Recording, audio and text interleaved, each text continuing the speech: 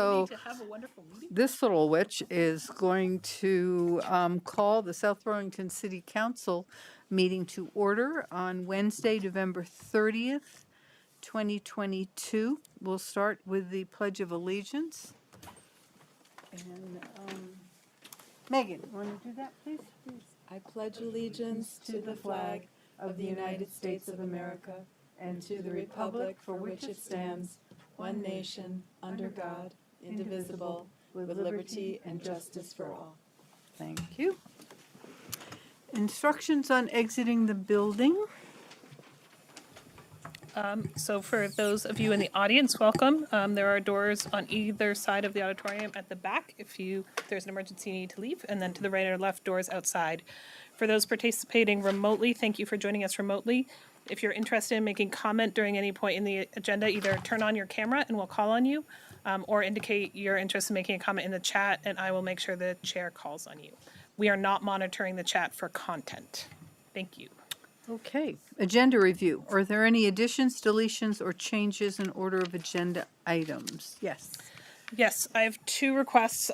One, we neglected to put the Planning Commission's recommendations for ARPA funds on the agenda, so I'd recommend you add that. I emailed it to you earlier in the week. I'd recommend you add that as a new 9J, I guess? H-I-J, is that correct?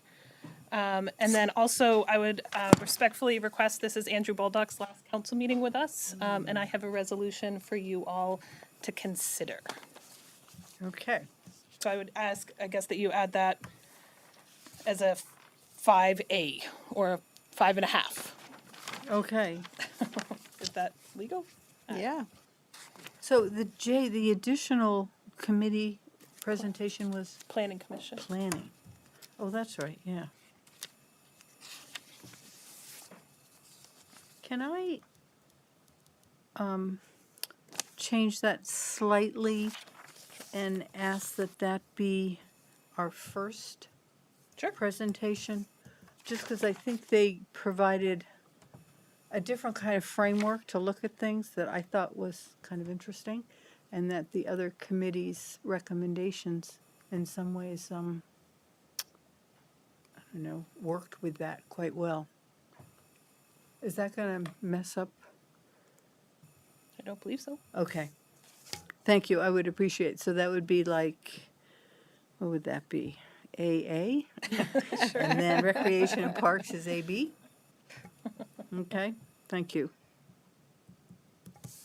All right. So I guess we vote on those. Is everyone okay with those additions to the, all right, all in favor? Aye. Aye. We've added AA, Planning Commission under 9, and an additional consideration of a resolution. See if we really want to pass it. We'll discuss that. All righty. Next is comments and questions from the public not related to the agenda. Is there anyone in the audience with a comment? All right, how This about conference will now be recorded. the home viewers? Anyone with thoughts not on the agenda? Okay, seeing none, we'll move on to 5, councilors' announcements and reports on committee assignments and the city manager's report. Chances are there isn't a whole lot to report, but Tim. I just want to say I had a very pleasant Thanksgiving, consumed a fair amount of turkey. My son drove up from Boston, and so we all had the whole family together with extended family as well. It was a nice holiday. And we got our Christmas tree on Friday. Oh, geez, So, Burris, and you're ahead you know of me. what? I think it's a good idea actually because it gets it out of the way and it's not, snowy and anymore, that time of the year. So, and is the city manager going to talk about the deadline that happens tonight at midnight with the parking ban? Oh, sure. Good. I'll let you go ahead that. Okay, good. So that's all I have. Okay. Thank you. Matt, do you have any updates? Tom, how was Quebec? It was good. It was a great experience. Happy to report on that some other time, though not as relevant to some of our discussions. One thing I do want to always say is promote the Ugly Sweater Run on Sunday, December 11th. I'm going to be bringing the ugly, and I hope to see you all there as well. Should be a good time. Sunday morning, December 11th. Hope to see a lot of people registered. I'm registered. Yes. Nope, nothing Nothing? here. Okay, and I don't have anything to report either. So let's move on then to the city manager's report. So as Councillor Barrett suggested, as of midnight tonight, we are entering our winter parking ban period of the year. So parking on public streets is banned overnight from midnight to 8 a.m. every day till April 1st. And the basketball hoops? And basketball hoops should be removed. See, you should have just done that. Basketball hoops should be removed. This is to enable, of course, plowing operations. So thank you for that. And then I'll save most of my updates for Monday night. Just a reminder, we do have a regular council meeting on Monday night. We will be presenting the overview of the FY24 budget, as well as several other budget presentations and public hearings. We encourage folks in the public to attend that as well. And then just because it's really exciting and we can start to see elements of it appearing in our hallways, Illuminate Vermont is December 16th and 17th from 4 to 8 here on Market Street and in City Hall. And we invite all of our neighbors to come out and join us for that free event. And I'll have more to share on Monday night. Thanks. Okay. I actually forgot, I should report, I sat in on the Planning Commission meeting last night, and they had what I thought were some really good conversations about aspects of the neighborhoods, retaining neighborhoods as they consider the comprehensive plan and what that really means. So they kind of started that conversation. And then, what else did they talk about? There's some other good stuff. That's right. They had some good conversations about different aspects of the LDRs for solar, and talked and put that kind of into their work plan. But they explored that, I think, as a group, and I thought the conversations were really very, very helpful and substantive. So it was good to hear. Okay. So let's move on now to 8, which is a proposed change to the city's charter on the town meeting. Oh, I'm 5A. sorry, excuse me. We are going to do 5A, pardon me. I guess we have to. So we have a really lovely resolution in recognition of Andrew Baldock. Hey, I even pronounced it right. Yeah, it took 6 years, I know. Well, who is currently until Friday our deputy city manager. So this resolution reads, whereas Andrew Baldock was hired on November 7th, 2016 to serve as the city attorney, and whereas Andrew was named deputy city manager on July 1, 2021, and whereas his time as city attorney, Andrew advanced community priorities through city center structure and development agreements, environmental permitting litigation, drafting and defending regulations that support affordable housing, and in land conservation real estate transactions. And whereas in his role as deputy city manager, each day Andrew was focused on what is best for South Burlington residents, how we provide equitable services to all, and how we maintain exceptional customer service while being financially responsible. And whereas deputy manager Andrew faithfully cared for the city's finances, secured participation in the state's inclusion, diversity, equity, action, and leadership program, often referred to as IDEAL, and managed ARPA funds. And whereas Andrew was a valued colleague, thought partner, and problem solver, valued by city employees, committee volunteers, and our council. And whereas Andrew grew up in the city of South Burlington, graduated from South Burlington High School, and has always been committed to the well-being of his neighbors. Now therefore be it resolved that the South Burlington City Council hereby expresses its great appreciation for all the work and leadership of Andrew Baldock over the last 6 years, and wishes him the best of luck in his future adventures. Thank you so much for all you've done.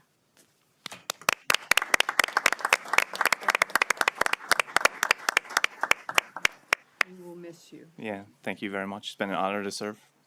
Thank you. Okay, moving on now to To 6. approve it. Oh, I'm sorry, we have to approve it. So all in favor? Or is there any discussion first? Yeah, Yeah. I brought a 12-page speech here. Let me just get through these pages here.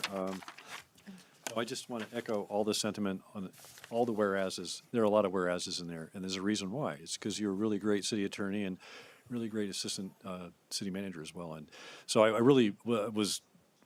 I thought it was really great when you stepped into Tom's shoes, and I thought those were big shoes to fill, but you filled them.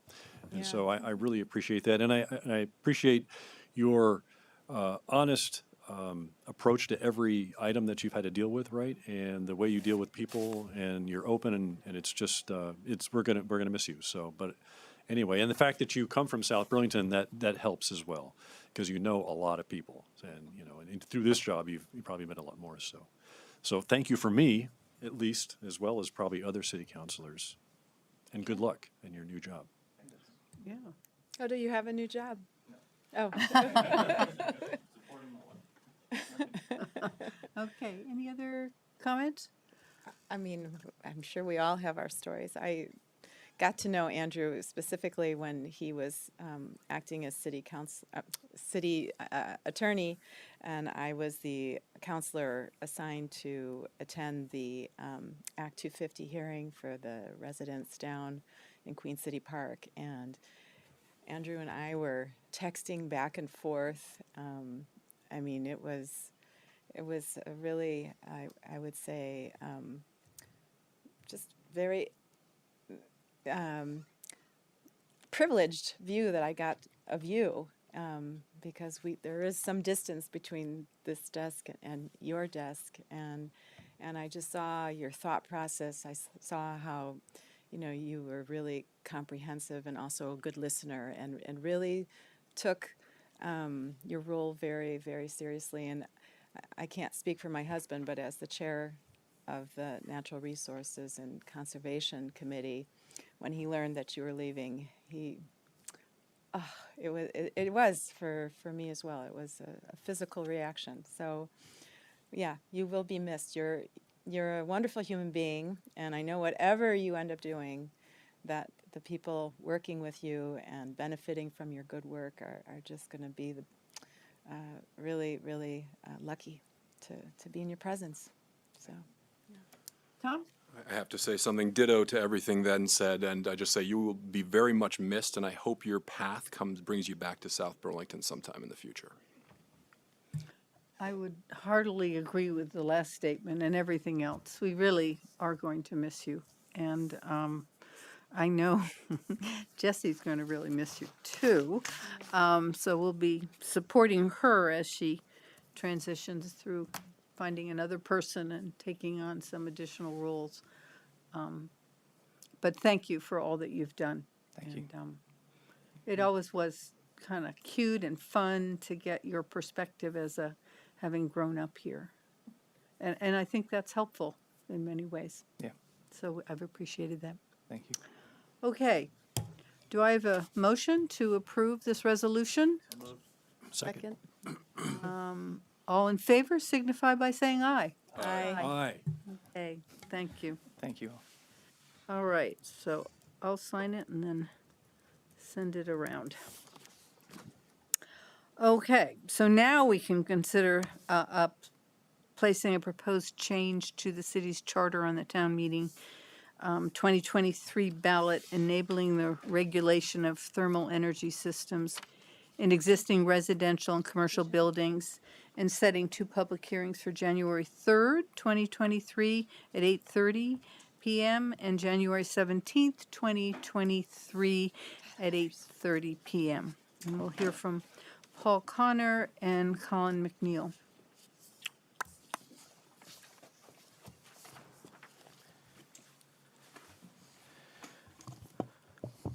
Hi, folks. Paul Connor, Director of Planning and Zoning. Colin McNeil, City Attorney.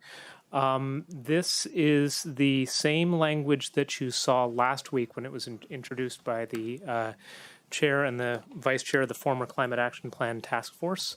With, I think the only change is the citation of where in the charter it would be placed if you were to so choose it. So really tonight, the conversation is yours to have.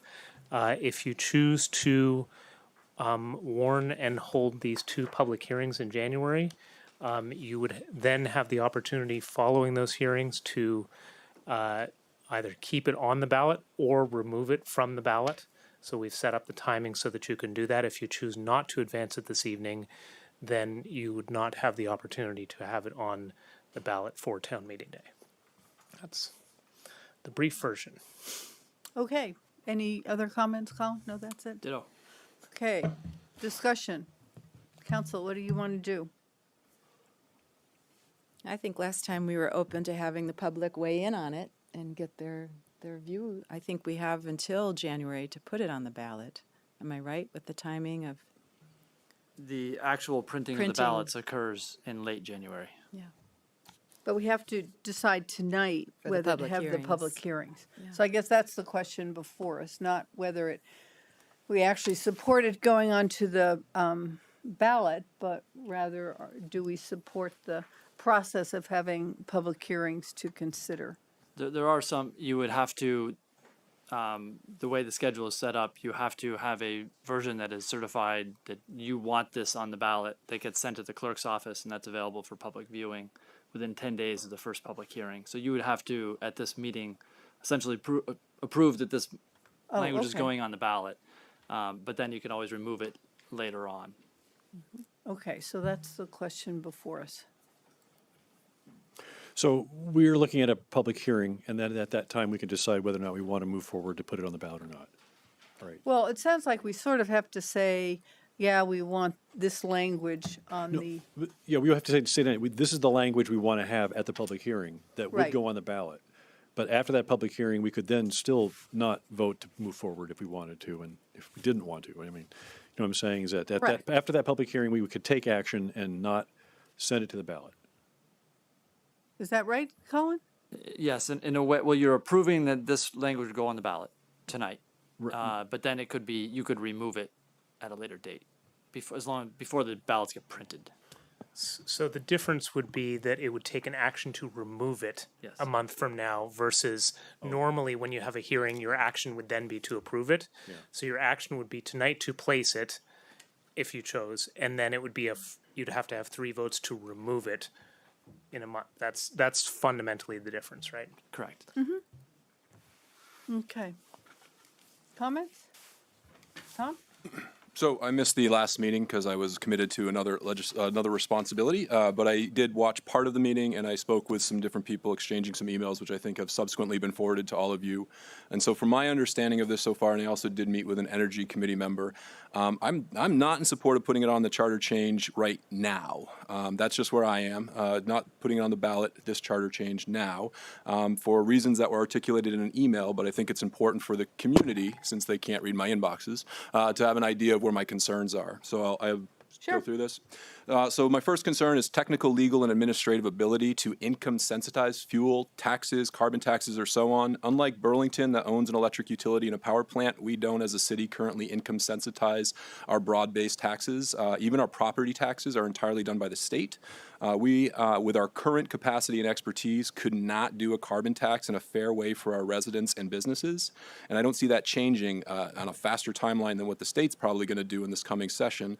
Nor do I think that we, the city of South Burlington, could do this better than the state and our utilities that are and utilities that are not municipally confined. I think they could do it better. Those like Vermont Gas, Green Mountain Power, and otherwise, as well as the state. I also have issue with the Burlington Electric comparability. So the charter change was done by Burlington, but we are not Burlington, as many of our residents remind me regularly. We don't have a municipally owned electric utility, and we don't have a power plant. We are not Burlington, and this charter change just doesn't fit, from what I'm seeing so far, our city and the way it fit theirs. Heating source regulations already exist. So from conversations, and thank you, Colin, for responding yesterday with the city manager in emails, it's my understanding that the language is not needed, this charter change is not needed to further regulate installation of or replacement of heating systems within South Burlington. That was my takeaway from your email thread. If you want to elaborate on that when I make my last 2 points, feel free, Colin. Municipal consistency, I'm really concerned that if Burlington does this one way and South Burlington does it another way, and then Essex Junction does it differently, and Winooski does it a third and fourth way, we will all be working at cross purpose with inherent inefficiencies and redundancy. A carbon tax will be much more effective and fair when done by the state, which is extremely likely this coming legislative session. I have optimism for that. Charter Change Committee, process matters. This proposed charter change has not gone through our Charter Change Committee to hold public hearings, to consider the points I've just raised above, or to make a recommendation. Further, longstanding members of the Charter Committee, who I highly respect, have explicitly asked for time to do just this. So I don't see a reason to accelerate this process when I don't see South Burlington being able to do this better than the state, which is very likely to do it this coming session. So I, at this time, tonight, do not support putting this on the charter, and I wouldn't support right now, from what I understand about it, voting yes for it as a voter in South Burlington this March. But I could be after it goes through the diligent process and some of these questions are answered. That's all. Okay. Other comments? Sure. Yes, Megan? Yeah, I think that many of the things that you raised were discussed at our last meeting, and one of those was if the state, the legislature sees that towns are wanting to move in this direction, that the state might be impelled to act more quickly. In fact, it might, make sure that the legislature comes up with some kind of legislation in the next session, in which case there would be no need to go back to the public to actually have the public give the council and whoever's on the council at that time the power to impose a carbon tax. So that question would be something that would not be an automatic with the charter change. And I also think that your comparison to Burlington with the power plant doesn't come into play in my mind, so I don't quite understand how that difference, in their energy sources means that there is an implication on whether or not we can regulate heating systems. And I'm not aware that they are, that they have more access to residents' financial statements than our city does because they have a power plant. So I just wanted to put that out there. And with regard, finally, I should have written this down, to the Charter Review Committee, it's coming back, the sentiment that kind of swayed me, because I was in attendance at that Charter Review Committee when Peter Taylor expressed his desire to have this come before the Charter Review Committee, is that this is not an issue with regard to governance. It's an issue with regard to our climate action policy.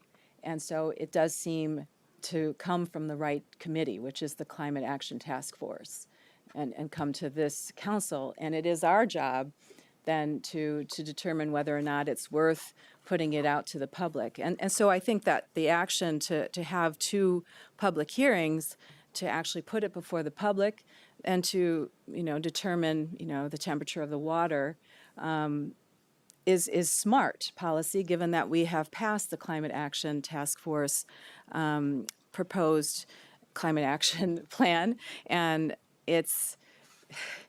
the timing is everything with that plan. The clock is ticking. Ideally, we would have known about this so we could have had the public hearings and then determine whether or not to put it on the ballot. But if we need to backpedal in January, I don't see a problem with that. I think that given the goals that we have set for this community and that I think our community expects of us, I don't see any reason not to put this before, the public in 2 public hearings going forward. Chair, would you like me to Can I If respond? you would like to respond, you may. Just two things. Regardless of source, the Charter Change Committee has asked to look at this, and there are some open questions. So I think, and regardless of source, it seems to make sense to let them follow it. And two, regarding Burlington, the counter on that, Burlington has a lot more lawyers and existing expertise within their electric utility as well as the power plant, and so they went through a lot more rigorous process looking at this charter change as being useful for their existing infrastructure. I don't see us as having that infrastructure. I exchanged emails with the city manager this weekend, and I just don't think we're the same entity with the same existing infrastructure and capacity to do this right. So just because we could do it, I just don't think right now is the right time for South Burlington to do it. So if we do take a vote on it tonight, I will not be voting yes. Okay. Okay, well, fair enough. Other comments? Okay.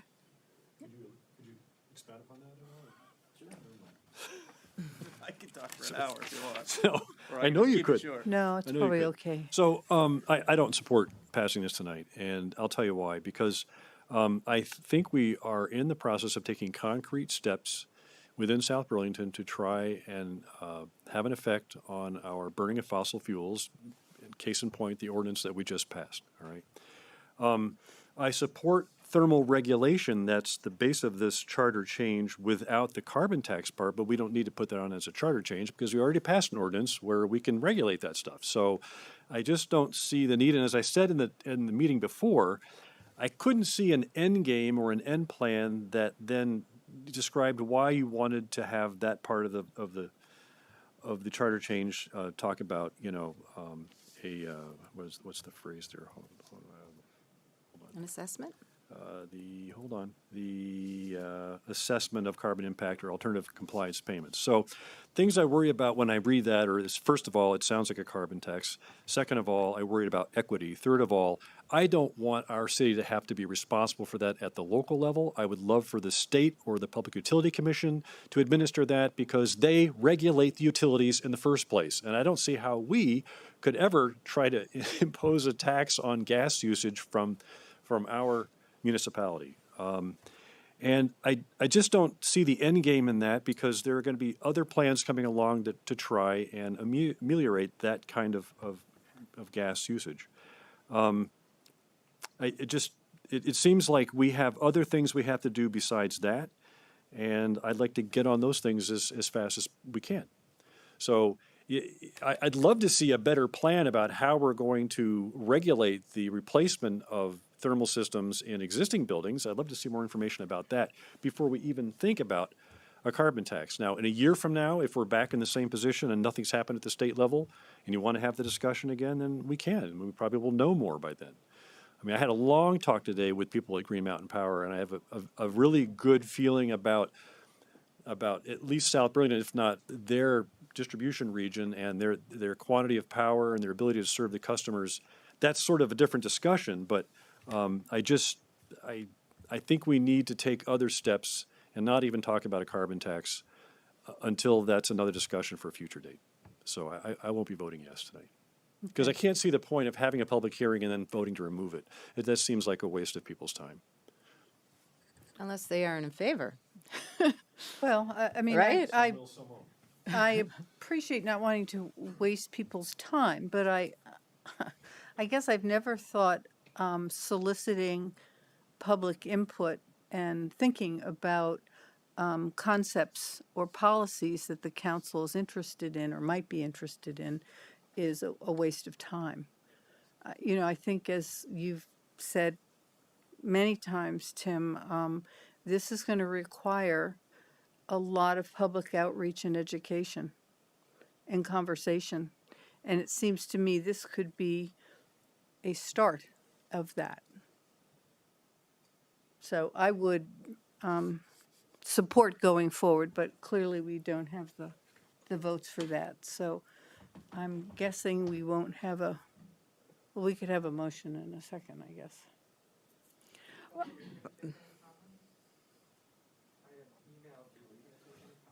Oh, yes, I'm sorry. Are there other comments by the council?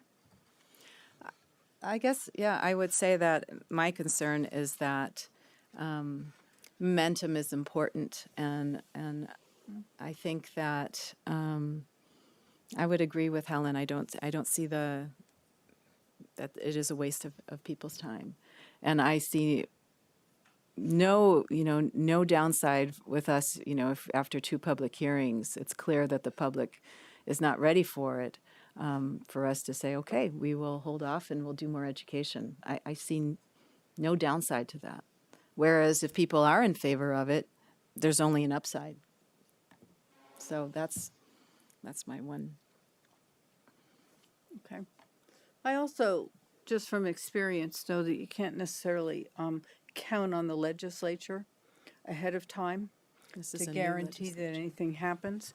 I would note that it seems as if some of the stars are lined up, a lot of them, but I've been in other situations where it sure seemed like the stars were lined up and then something happened and legislation did not get passed. So I don't think I'm ever going to accept it as, oh, they're going to do it, so you wait. What I will say, to pick up on Councilor Barrett's statement, is that I definitely support pushing this to the Charter Committee. And if the legislature doesn't do anything, I'll be the first one out there saying that we should pass this as a municipality. But I just don't see tonight being the right time. And I said that in my statement multiple times. I just don't support doing this now. Let me just reiterate that that we don't have to, I mean, we can regulate thermal energy systems now. It's just the assessment carbon impact statement that I disagree with at this time because we don't have a definitive plan for it. When we get further down the road and somebody shows me a plan for how they think it might work, I'd be willing to look at it then. But right now it's a cloud of words that gives this ability to the city to go off on a carbon tax tangent, and I don't want to go down that road unless we have a definitive plan. And I don't even want the city to vote on accepting this as a charter change until we can tell them this is how we would do it. And here are the exact details. We might not have all the details, but we would have a pretty good plan. I don't think that's the right thing to do for the voters, is to open up a black box and say, we're going to be able to do this stuff, but we can't tell you what it is. But the voters would have a second say. They would have a chance to. And so if like I said, if we have something that we need to do later on, then we'll talk about having this again. But right now, there's like nothing in the box. I don't pass empty boxes. I got to see what's in the box.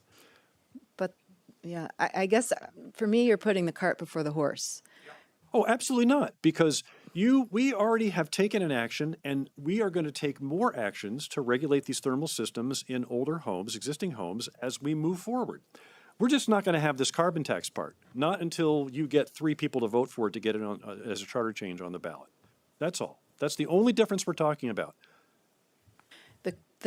The carbon tax, as you call it, or assessment, as It's is in an the language, assessment. right, is not something that would come unless the public had a second vote, right? I don't even want to bring that to them until I can tell them in advance what it is we're thinking about doing. I don't think that's fair at all. Well, I don't think we would bring it before the public unless we had a definitive plan. All this says is that we can Bring it before the public. work on it. Yeah. You can still work on it, and then we can have a change.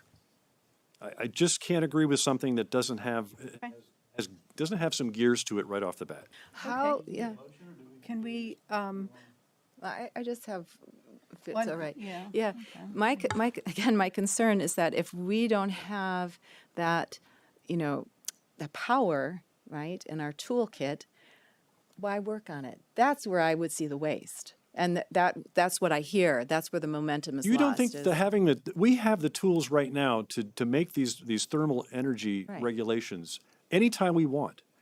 And we will have a public process for that, and it will not require a charter change Right. at all. Right. And that is taking some real concrete steps to replace systems in existing homes so that they stop burning Vermont gas, period.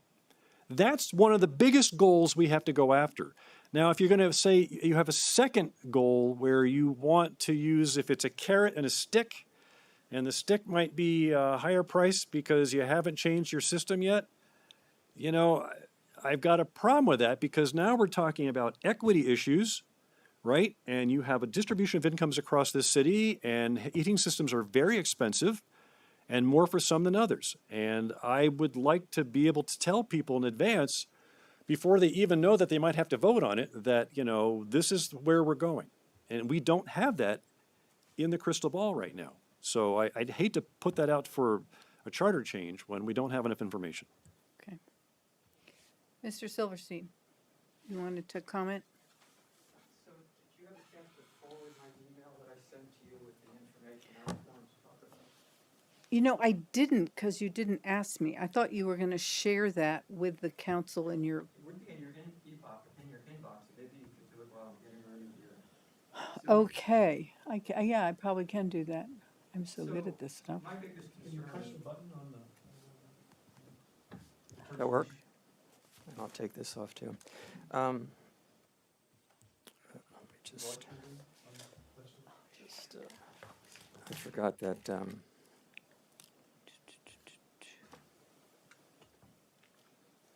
So my biggest concern is it's not clear to me that the Please, public. will you please identify yourself Yep, as a yep. resident where you live? Jerry now that we- Silverstein. Now that we can hear you, thank you. Jerry Silverstein, South Burlington.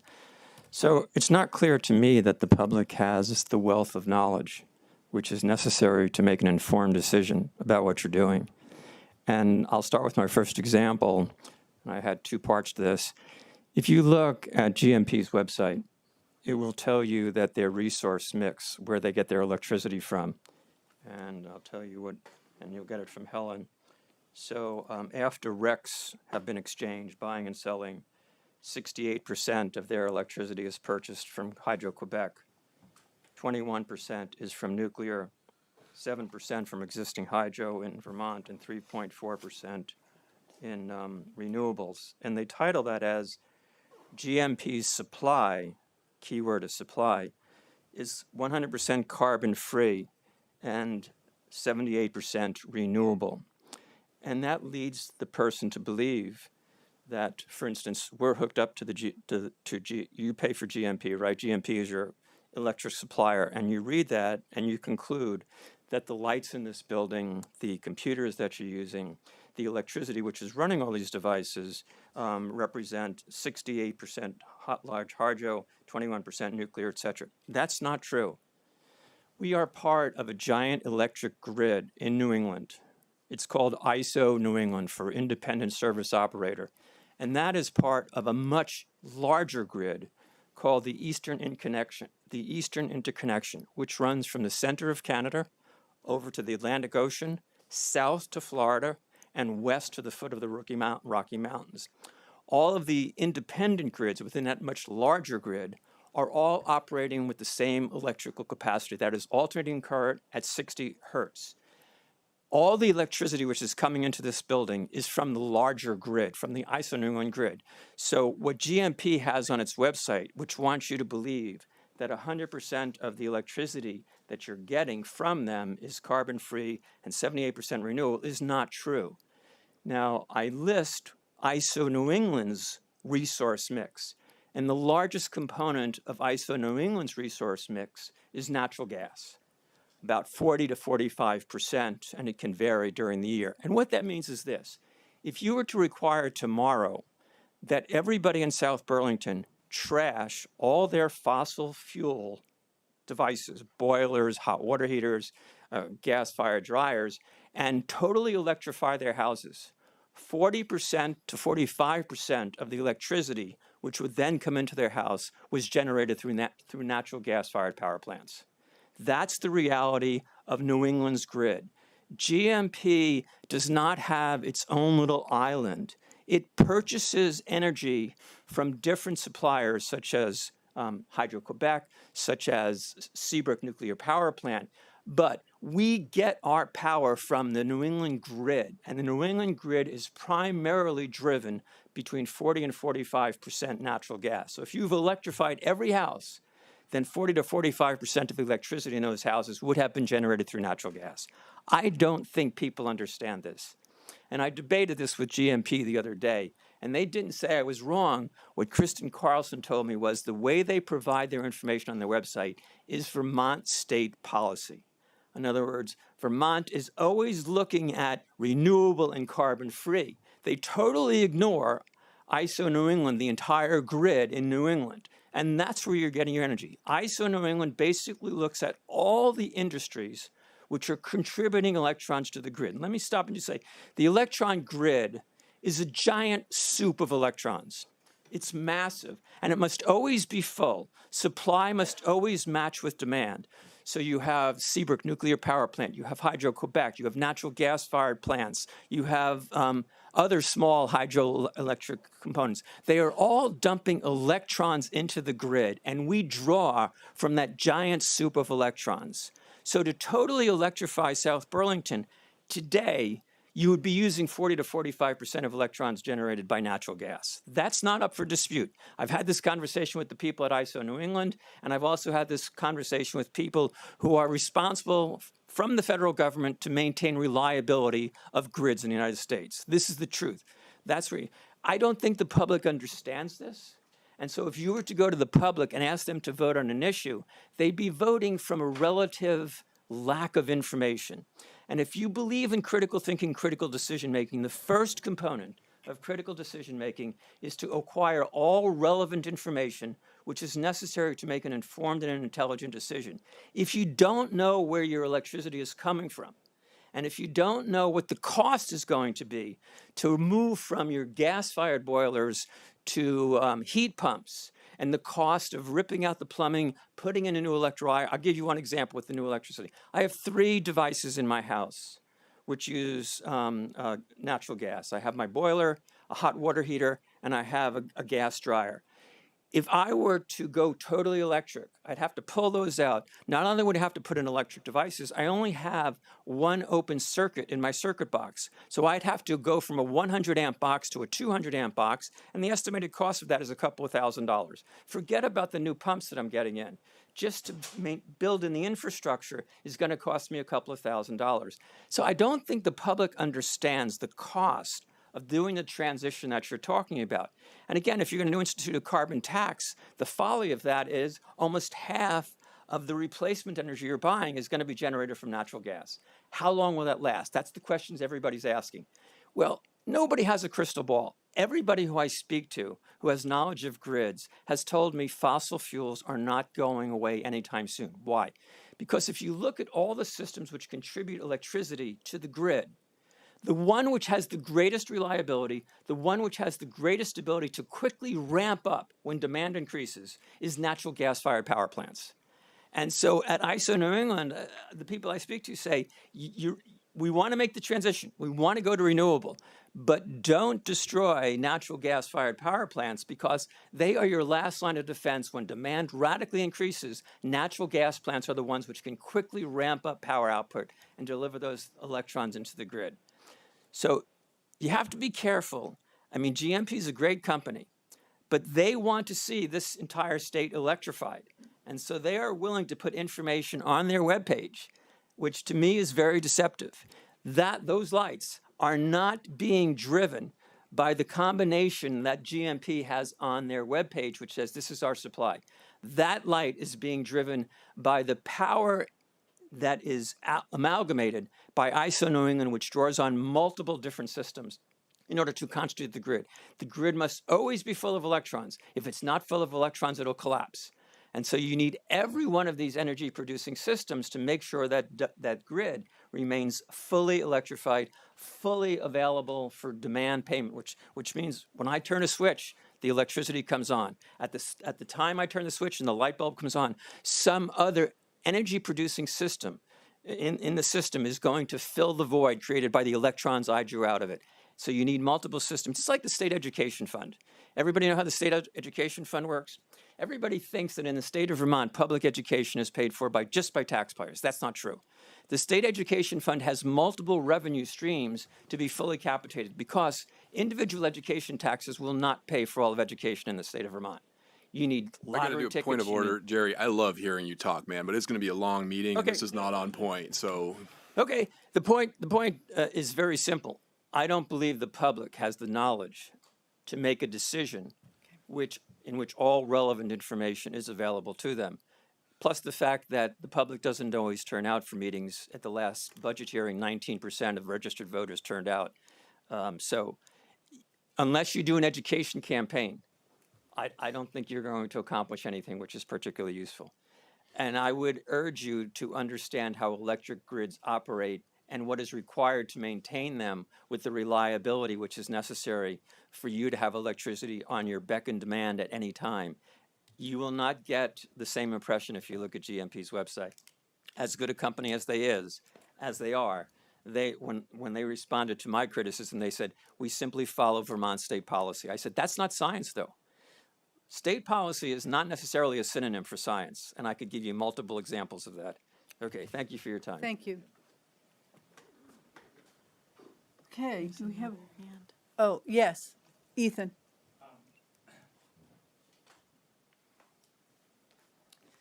Thank you. Ethan Goldman, resident, Pavilion Ave. So I just want to respond briefly to a couple points there so that people understand the recommendations behind the charter change actually came from the Climate Action Task Force, not an uneducated public body, right? People who had put a lot of time into thinking about these things. So the issues of the grid mix, while none of those facts are in dispute, are not actually relevant toward understanding whether or not these decisions would help us toward our climate goals. The generally accepted policy is to follow the dollars, not the electrons, right? So it's not about the moral purity of the electrons that flow through your house. It's about where the dollars we're spending being put to use to build infrastructure and consume fuels. And so from moment to moment, while it's true that if you turn on your light, it may go to this power plant or that power plant, if GMP is responsible for purchasing our supply and they're purchasing from carbon-free sources, as we increase the demand in the community, that will mean that we're building more carbon-free sources to deliver that supply. So the second-by-second mix is not really what's important in looking at how our choices of switching from fossil fuel to electricity will have an impact long-term on our carbon footprint.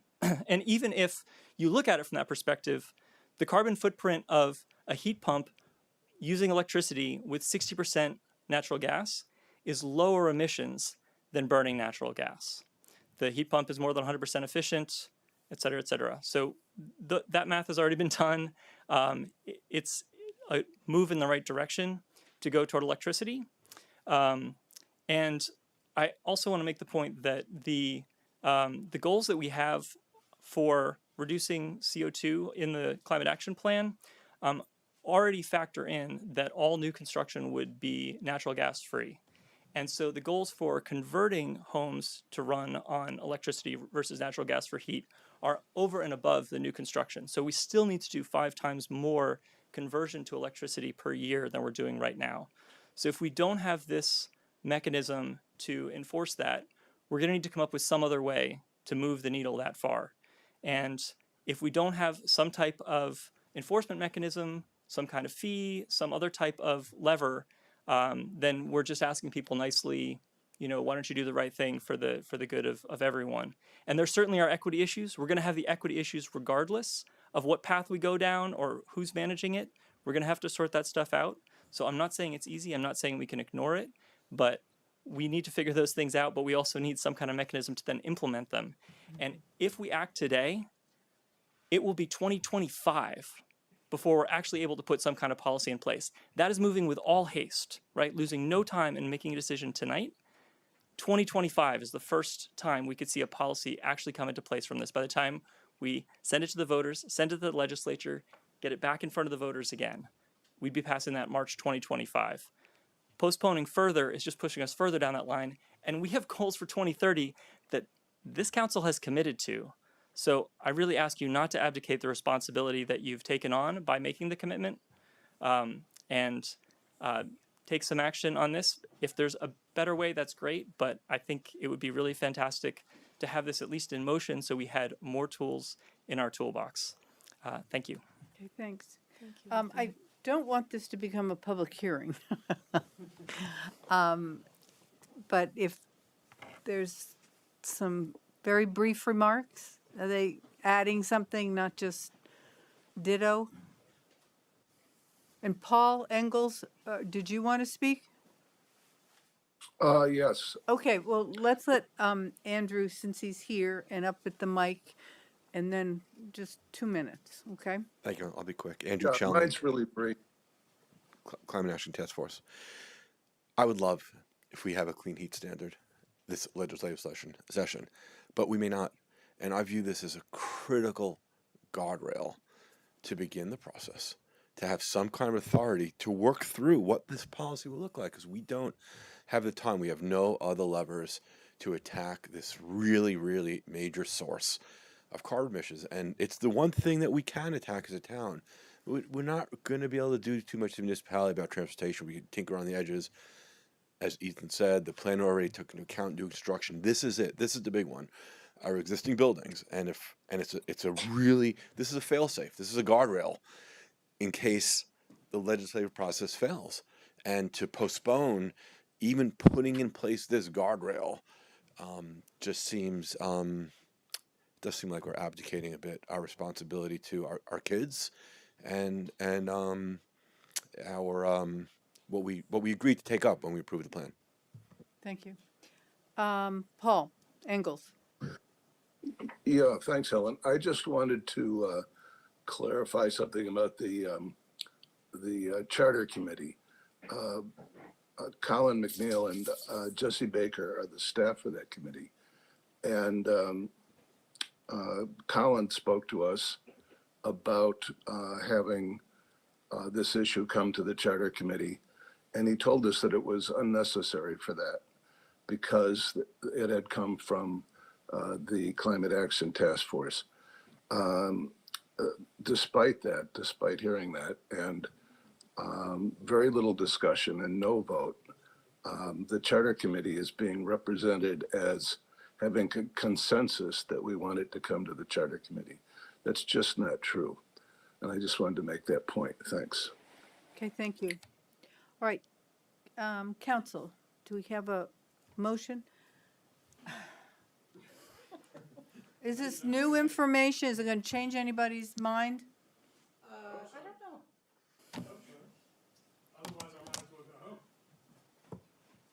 Okay, you two. Is there anyone else? I really don't want to make this an hour-long hearing because we're voting on whether to have that hearing. I will be very brief. I would just like to remind the council that Is that light on? Is it? it is on, Oh, okay. Thank that you. we don't have the ability. Oh, and identify yourself. please, Michael Mittag, I'm a resident and I was on the Climate Action Task Force.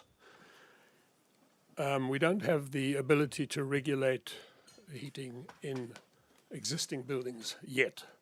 This charter would be simply an enabling way to do that. And the council has wisely and thankfully adopted the Climate Action Plan. And in that plan, there's a target to convert 360 houses per year to electricity. Without any way to regulate this, you will be negating what you've already approved, undoing what you have approved, and to make it impossible for us to reach those targets. This charter change is simply a way to enable us to go in that direction, and as Ethan has said, it won't be until 2025 when we can do anything. And I think you should give the voters a chance to weigh in on this. They need to tell you what they want to do or tell you that they don't want to do it. That's a democratic process here. So bear that in mind. Give the voters a chance to weigh in on this, both at the public hearings and in March. Put it on the ballot, please. Thank you. Very important. Okay.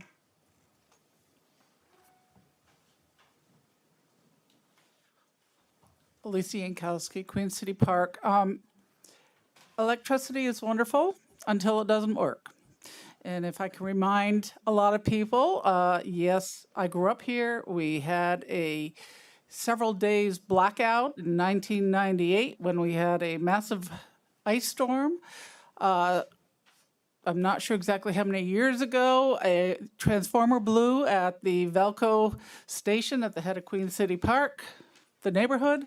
Burlington was in a tizzy.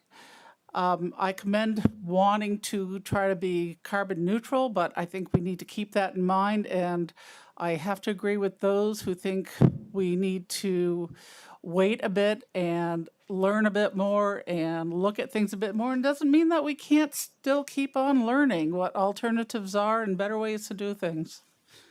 Okay, thank you. Okay, council. All right. Well, at our Thanksgiving table, one of my sons talked about how in the future they would have to live underground because it will be too hot to survive above ground. Just wanted to give you that. He's a grown son. He's been through college. And my 11-year-old daughter is also thinking about what the future will be for her. I truly want to hear the public. I want to give them the option to have this be actionable by 2025, and that's the soonest. And so I will move that we place a proposed change to the city's charter on the town meeting day 2023 ballot, enabling the regulation of thermal energy systems in existing residential and commercial buildings, and setting 2 public hearings for January 3rd, 2023 at 8:30 p.m. and January 17th, 2023 at 8 p.m. And I will second that. You ready for the vote? Is there discussion? Well, we've had some, but we can have some more. Just a tiny bit. So, Okay, tiny question bit. for city attorney. We already have the ability, without a charter change, to regulate thermal energy systems, period. Is that true or false? With an ordinance change? We do have there is a statute in place that allowed us to pass the ordinance you just passed, which is 24 VSA 3131, I believe. That allows us to regulate heating systems through a building code. We have not studied that thoroughly to determine conclusively whether that would allow us to regulate heating systems in existing buildings.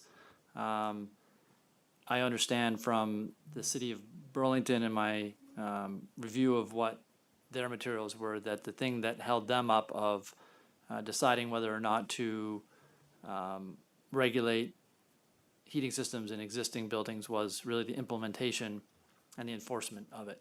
And so that's how they came to the carbon tax and or the assessment, and they decided to move forward with the charter change because of the assessment language that's in the language that's before you tonight. I think we would want to do a little bit more research to conclusively say one way or another whether you had that authority, but we did believe you have the authority to pass the ordinance you did to regulate heating systems in new buildings. Okay, thank you. Okay. You ready? Mm-hmm. All in favor of placing this on the ballot and having 2 public hearings, signify by saying aye. Aye. Aye. And those opposed? No. So the nays have it, so this does not pass. I do question whether our fellow counselor, Matt Koda, has to recuse himself when we have these kinds of discussions. He did recuse himself with regard to the ordinance, and it does seem to be his industry. He earns his living in this industry. So I just wanted to raise that concern. Matt, do you want to respond? Yeah, my industry is trade association management. You are also a lobbyist for the Fuel Dealers That's right. Association. And you earn a living, I would assume, being a lobbyist. As I run a company that is a trade association management and government affairs company, correct? And not as a lobbyist? I am a in lobbyist, Montpelier? yes. Yes, okay, so my concern stands. Thank you. Well, even if he recused himself, the motion would fail. Oh, I know. I just needed to voice that concern. Okay. Let's move on to item 7 then. Receive an update from the Vermont League of Cities and Towns on services provided and the ARPA assistance. Ted Brady is here. So, And, can I? take a yeah, sec? yes, please. So Ted Brady and Katie Buckley are here, and we'll let them introduce themselves. As folks likely know, South Burlington, as well as every other municipality in the state, pays dues to the Vermont League of Cities and Towns to support municipal government in many, many functions. Ted is about a year and a half into his position and has been interested in going around and meeting with city councils. One of the innovations he implemented was bringing on Katie and specifically standing up staff to support municipalities in receiving ARPA funds and other federal funds. So I thought that this would be a great opportunity to invite them in to talk to the council, as tonight you are considering how to use our ARPA funds as strategically as possible. So with that, I will turn it over to them, and Katie, I will make you a presenter. Welcome. Well, thank you I so think much. you came back, you were here last year. Not before the council, but I've certainly been to plenty of meetings with you individually, one-on-one, or a couple at a time. So it's nice to see you again.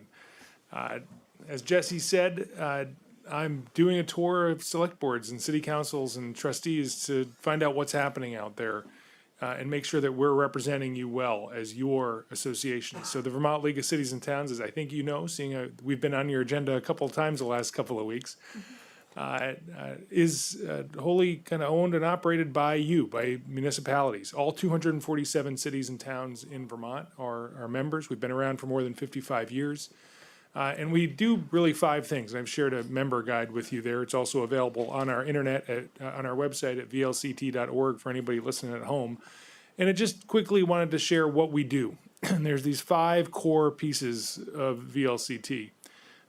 One, we support you. You know, you have a unique job as a member of a municipal legislative body. There are things that you do that very few others really get to, right? You have a position of power that you share with, you know, select board members and trustees and city councils around the state. And we try to support you by bringing those resources and those people together to support you as you make decisions, as you decide how to govern here in South Burlington. We provide you knowledge. So many of you probably know this, but we have 4 municipal attorneys on staff and a research associate that you are able to contact any day by dropping us an email or giving us a call and having a conversation about how you govern here in South Burlington. Those 4 attorneys also provide model policies, handbooks. You know, there's a select board handbook. There's the Book of Woof, which is, believe it or not, our most popular publication about how a municipality can and can't regulate dogs and ownership. It's kind of a funny one that's our most popular publication, but we also offer model policies on, you know, how you regulate public comment during a meeting. How do you manage, you know, your finance policies? A long list of things. And we actually also just hired a municipal finance specialist. Real quick, may I ask a question? Yes. We could use a book of meows, because there's a lot of talks about regulating cats in South Burlington, so if you're looking for something to do. We'll take that under advisement, Counselor. We just hired a government finance specialist who I believe Jesse has taken advantage of and introduced to your finance team to provide, again, free assistance, free high-level assistance and training. We have monthly convenings of finance people from around the state that she manages. Her name's Sarah Macy. She was the finance director in Essex. So we provide that knowledge. The third one is representation. We are, you know, municipalities lobbyists down in Montpelier. We have 2 full-time lobbyists, Karen Horn, who's been doing this for 35 years, and Gwen Zakoff, who Senator Chittenden certainly knows well and sees around the State House. Last year we booked 1,500 hours or more of time lobbying on municipalities' behalfs, and had, you know, results to show for it. When you talk about the attempt to repeal qualified immunity, we tried to inform that conversation about what it would mean for municipal policing. When we were talking about housing reform, we tried to represent common interests of municipalities. Our members, we just completed our 2022 member survey, and for the 2nd year in a row, housing was the #1 thing our municipalities say they're concerned about, addressing housing affordability. So trying to look after interests for municipalities to try to promote housing. The 4th one you know very well. We run risk pools. We were sorry not to win your business at the league, but we're here for you. I mean, we created these programs because our membership, you demanded that we create them. So know that we're here for you in the future. And finally, we provide connection. You know, whether it be connecting select board members to other select board members, managers to other managers. Our town fair, which has 400 and some odd people attended each year. It's the largest gathering of municipal officials in the state.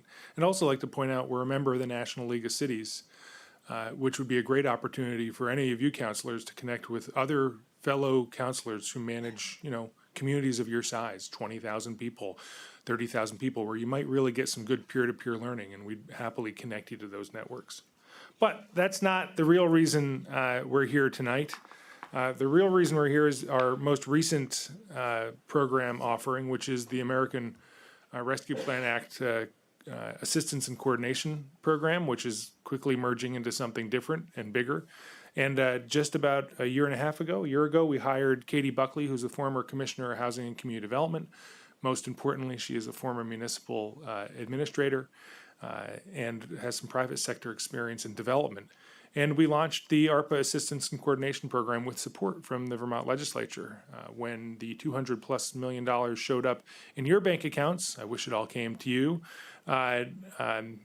we were charged by the legislature with helping share information and make sure that municipalities know this money's coming, what it can be used for, and what the best practices were. And with that, I'll turn it over to Katie Buckley. Sure. Is the green light bright? It is now. Okay. I think Ted said a lot of it, but we quickly stood up the ARPA Assistance and Coordination Program. We had 277 municipalities across the state who were eligible recipients of ARPA money, and we had 277 of them sign up for the funding, which was quite remarkable on the national stage. And so over the course of the last year and a half, we've been working with municipalities across the state, like South Burlington, to help them with their ARPA funding. It originally came through when the act was first passed under an interim rule that was pretty limiting in terms of how the funds could be used. The smaller the community, the more difficult it was to spend your money. With much anticipation, they issued the final rule in January. And the final rule brought about, I'm kind of jumping ahead, Ted, I'm sorry. How about I let you do the framework? Are you sure? Basically, the ARPA Assistance and Coordination Program, we offer assistance of all kinds to any size municipality, regardless of the capacity. So we've worked with South Burlington, of course, around reporting.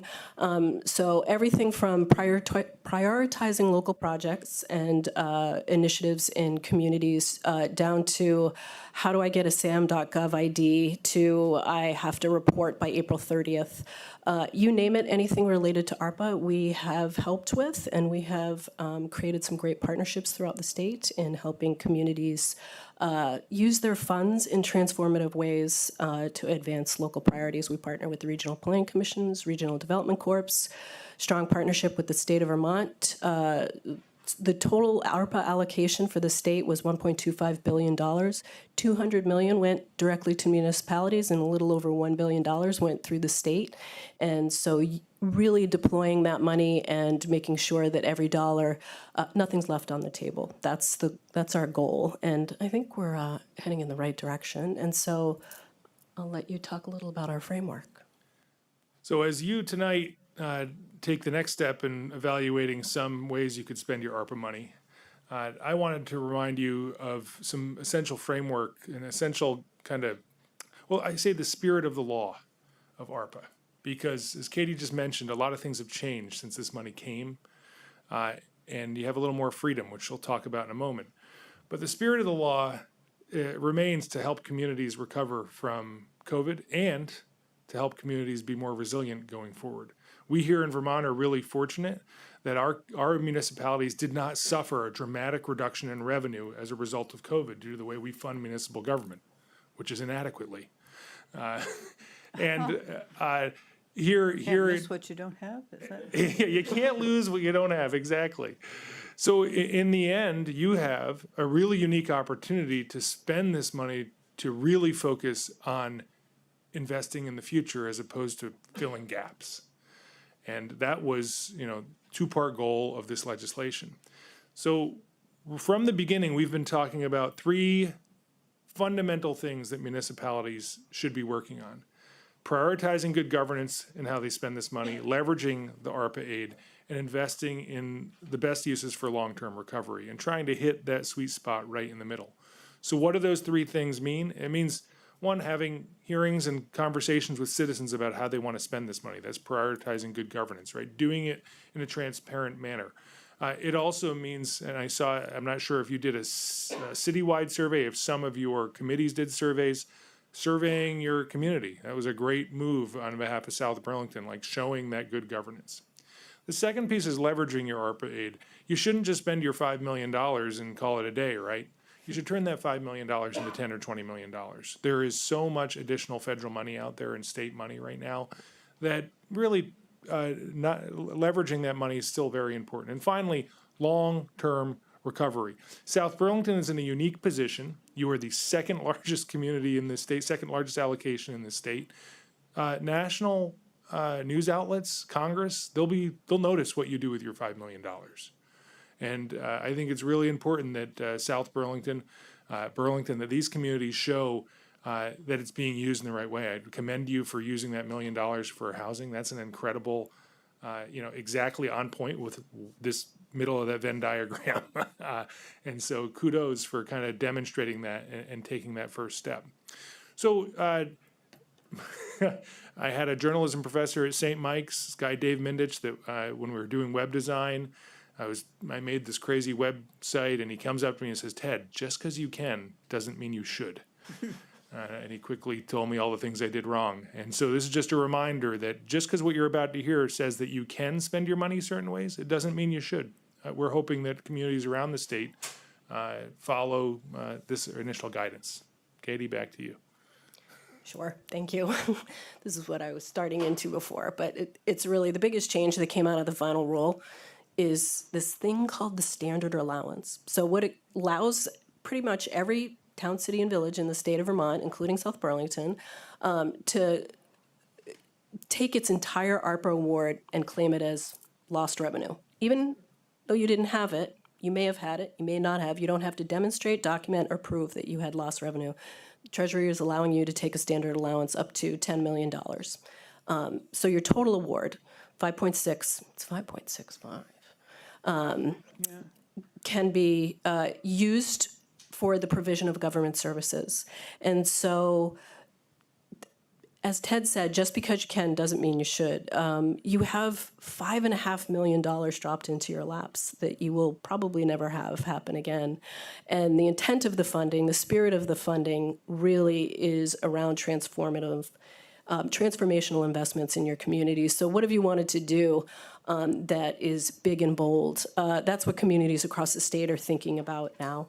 There are places where you do need to fill gaps. That's a reality of the moment, but transformational investments is really the place to go. There is so much federal funding that really you're sitting on $5.6 million of opportunity. So if there is additional funding out there to be had, the very, very best part of this for me, I get so excited about it, is under the standard allowance, ARPA may be used as match for other state and federal grant programs. And so So you're on a roll. I'm sorry. Okay. I didn't mean to interrupt, but I wanted to ask a question about that particular point. Okay. Katie. And so federal funds can't typically match federal funds. So if you're hunting around for grant match and you have this other great federal program that's part of a project, can't be used as your grant match. Well, because of the standard allowance, you can use all of your ARPA award as grant match. So as Ted said, your $5.6 million can be stretched and really multiply if you are willing and able to chase other funding. I don't know what I just did with the mic.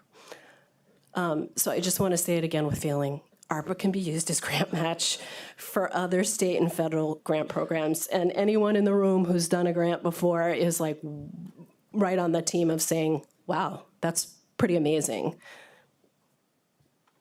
Ellen. Yes, if I'm sorry. I think I'm 99% with you. I just want to confirm this is all federal, state and federal grant programs, not ARPA-funded state and federal grant programs, correct? Correct. Okay. And if you are applying for a grant and you get pushback from your funder, you can feel free to call me and I'll have a conversation with them. We've had many. Because it sounds too good to be true, but it is true. That's pretty rare when you're talking about federal money.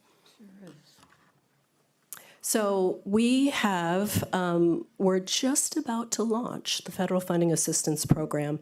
And in the spirit of leveraging, using your ARPA funds, working with communities to say, how much ARPA money do you have? What are your local priorities? How can we help pair you up with additional grant opportunities so that you can do more, so that you can look at what your community needs are, what your community priorities are, what your residents really want you to do that's big, bold, and different, and see if you can leverage your money to get that accomplished.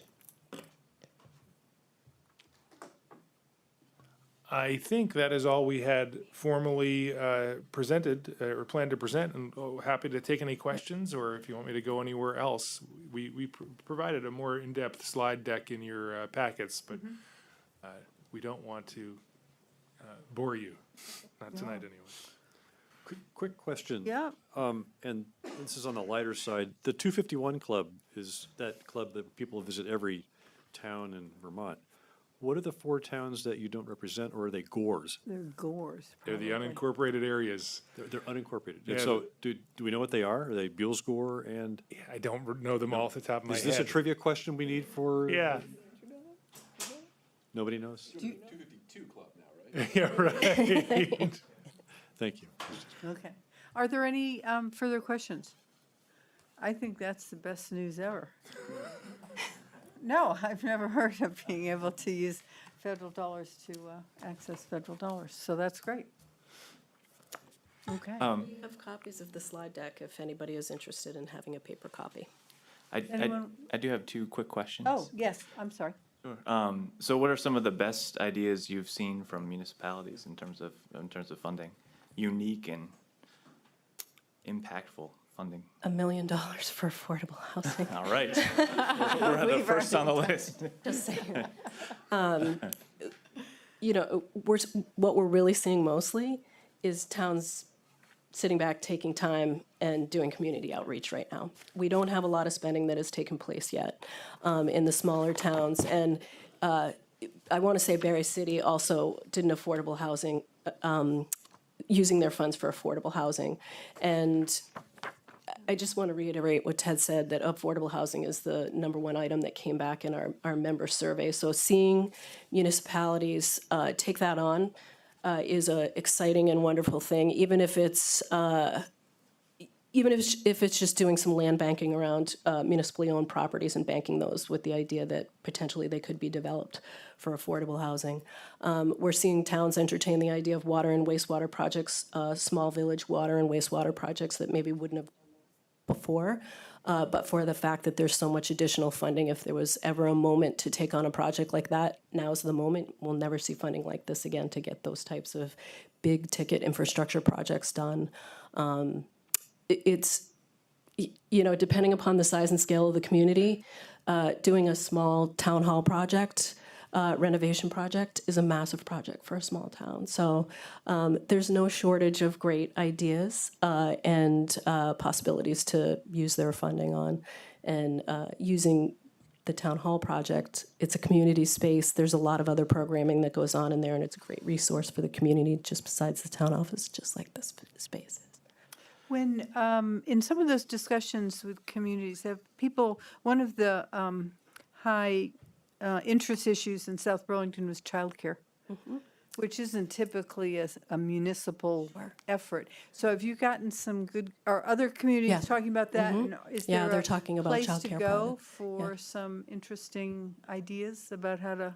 Sure, I want to say the town of Alburg actually is using their funding for childcare. And so throughout the state, it might be that the municipality is the sponsor for the funding, for additional funding, seeding it with some of their ARPA funding, sponsoring funding applications. The municipality could potentially be the owner of the building and then lease it to a child care provider. Or if you're doing a larger scale municipal project with multiple tenants, of which child care is one, the municipality could be the owner of the building. So there's lots of different models, but child care is a huge issue that's coming up as well. Funding either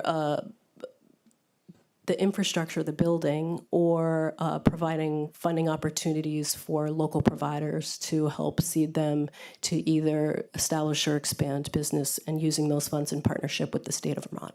Have you seen any collaboration with businesses? I mean, there were years ago, that was the big deal, you know, you have a daycare in your business and that. Sure. And then that faded out. Specifically around childcare, I haven't. It doesn't mean that it's not happening. It just Yeah, might no, mean I'm that I just haven't heard the curious. conversation. Yeah, a lot of it's anecdotal. So. Great. Yes, Helen, Matt. thank you, Helen. Picking up on Helen's point about collaboration, is there a resource? First of all, it's amazing that we have this, and I agree with all your points. But there might be an opportunity, particularly with childcare, and I'm sure there's many others, where working with a neighboring town where we have the same burdens and we have all the cross travel might be very effective, or housing. Is there a way, a pathway that you all provide that we can? We've worked pretty closely. Decision-making process, if we decide a childcare facility is best on this side of the border rather than ours, that we Yeah. could collaborate together. Is there a way to do that? Where we've sparked conversations around that, and the RPCs are more of the boots on the ground and able to really have those conversations and know which communities to pair up. You know, all of this is challenging ourselves to think differently than we have before. And so local control, as someone who worked in a small town, local control is very important. And thinking outside your town boundary to best meet the needs of your residents is new and bold and brave, but really critical to channel resources in a way that's sustainable and intelligent. Because if every small community has a child care center, or when you can group need together, it's more financially sustainable over time. And so if you had multiple needs met in a single space with multiple tenants, they're all contributing, and they don't have to worry about being property owners, which is a really hard thing for small nonprofits to do. I'm sorry, I'm going really deep into this. But Okay. That's great. Other comments or questions? Well, we know who to call I welcome with it. with our questions. And I've I already think- enjoyed working with South Burlington thus far. So. Well, we're excited about moving on with, at least I am, with the conversation about how we spend this money, and more importantly, perhaps, is how we're going to match it 2-to-1 or 3-to-1 to really make the substantial investments. Because that is I think that's the one value that the council, when we first heard about the ARPA money, like, what would we do with it? And I think the consensus, I'm quite certain it was unanimous, is to really invest in things that have a lasting impact, and not just a one-time buy something and 5 years later it has to be replaced or whatever, but really thinking about that. Yeah, I often say to towns who are really struggling, the small ones, and say, think of it this way: what do you want to leave behind for your grandkids? Right. What do you want to leave so that they say, "Wow, they were smart. Yeah. They really thought of us," or they really were thinking ahead, or leave some pride and legacy behind. So. Okay. Well, thank you very much. Thank you. Thank you, Ted. Thanks, Katie. Okay, moving on to item 8, which is, we'll begin with an overview on the city's current allocation of ARPA funding from Andrew. Sure. So I outlined this all. I hope it's pretty clear in the memo. It's as we just heard, 5.6 million that we received. You've already allocated, I guess it goes quick, 2.5 million on a various different projects, including refunding 3 city staff of frozen positions in the FY22 budget. Those are allocated out throughout the duration of the spending window for ARPA, which is the end of 2026, with gradual step outs so that there's not a fiscal cliff. It's more of a fiscal stairs. Ramp, isn't it? A ramp, yes. Like, And also you've, I think there's been a couple of different sort of one-time. There's one city grant match. We're going to experience that with Illuminate Vermont coming up in a couple weeks. Council pledged ARPA dollars for that grant funding opportunity. Also some CIP support. These are deferred, COVID deferred projects and expenditures in FY23 that were included in the budget. And of course, the $1 million for affordable housing. The two others that have been discussed, and I just sort of tag them here, as previously discussed, proposed allocations. CIP support, when I presented the financial overview for, or preview for FY24 budget decisions, talked a little bit about that fiscal cliff we would hit in terms of CIP spending, and maybe finding a way to step that out in the budget. When we present the budget next Monday, it will include the 504 of ARPA dollars for CIP support as it's currently proposed. And then also the $1 million for community child care service support.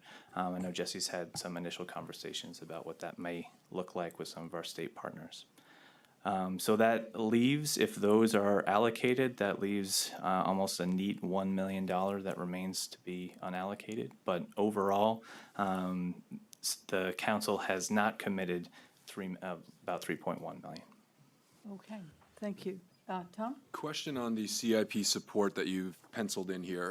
So in the packet that I read of all the different proposals, there's a lot of them that come up that I'm hoping those are already in the SIP. But is this money that you have laid out targeted at anything, or is it really just to try to advance more of our long-standing CIP projects? So it is targeted at a few specific projects in the budget, and you'll see that again on Monday. Those are things like talking about standing up a second ambulance, so that those would go fund that, as well as we still need another ambulance either way. I'm trying to remember the other ones. The deferred DPW garage bay expansion, because it was deferred during COVID, we saw a huge increase in materials costs. We're looking to use ARPA dollars for that purpose. We have a generator at Fire Station number 2 that needs to be replaced. Looking to use a small share of that. And I know there's one more that I'm missing, but those types of expenditures is what we're thinking. Quick Do follow-up. any of those have federal match? Quick follow-up, just to clarify process, Yeah. is we're not voting on actions. We're going to hear from all these things, and we can factor that into it. Yeah, Okay, this is just a great. conversation and hear from the committee, Thank the you. public on, at least some of the public, on what their thoughts are. We can have some general conversations, but nothing specific. Yes? Can I ask Matt? a quick and dumb question? I get one of these a night at least. So we have until December 31st, we have more than a year to allocate, and then we have until 2026. Oh yeah, 2022 years. 2 years. Right. Yeah. Okay, two dumb questions. What year is it? Right. To allocate and then to spend it. But the dumb question is, where is the money sitting? Is it in our bank account making 4.5% interest, or is it in some other bank account? It's in our bank account generating interest. Not 4.5 though. Well, you should check out the rates. Oh, well, Three- probably not 4.5. 3.6. None of it's in 3.6? Bitcoin, right? Very good. Can I give you some money to put in your bank for? That I'm is saying that's not advocating for holding the money until the last second. I'm just wondering. Thank you for answering that question. Sure. I have a quick question. Yes. So in your memo, right, of the allocations, I'm just curious, how much of the Can we put that on allocations have the actually already screen been for spent? people? Yeah, it might be helpful. What? I was just asking Jesse to put it on the screen, because Oh, it might okay, be sorry, helpful for people to see that. Of the 2.5 million, how much has actually been Yeah, I'm spent? just curious. We haven't bought the ambulance yet, right? We haven't, Yes, the ambulance, yes, has been spent. okay. And there was a slight overage with that. I have in the footnote there that we reallocated some of those Okay, 2022 dollars. okay. Dispatch consoles, that's already been spent. Firefighter staff, PPE. Permitting software has not. Office 365 has, Illuminate Vermont has, affordable housing mostly has been on the warrant, or if not, it'll be on an upcoming warrant. Yeah. All right. Yeah, Great, we've thanks. signed all those agreements, right? You've executed one set of agreements with another likely coming at the next Oh, meeting. okay. Okay, any other questions for Andrew? Well, thank you. This was really helpful. Although sobering when I then added up what all the committees have asked for. We probably needed 10 5.6 allocations, and then we could satisfy the world, but that's always the case. Okay. If there's no more questions, then why don't we move on to the presentations? And I had asked that the PC do theirs first, the Planning Commission. So who's going to do that? Is there anyone here from the Planning Commission? Oh, I saw Jessica earlier.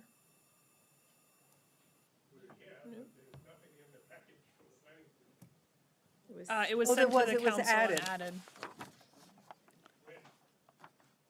Sorry? Well, it was sent to us, I guess. It was provided to the council on Monday and added to the council agenda at the beginning of this meeting. Okay. Well, if you're not familiar, is Paul still here? No. No, okay. Can I do just a teeny bit of table setting Yes, I'm before we sorry. jump in?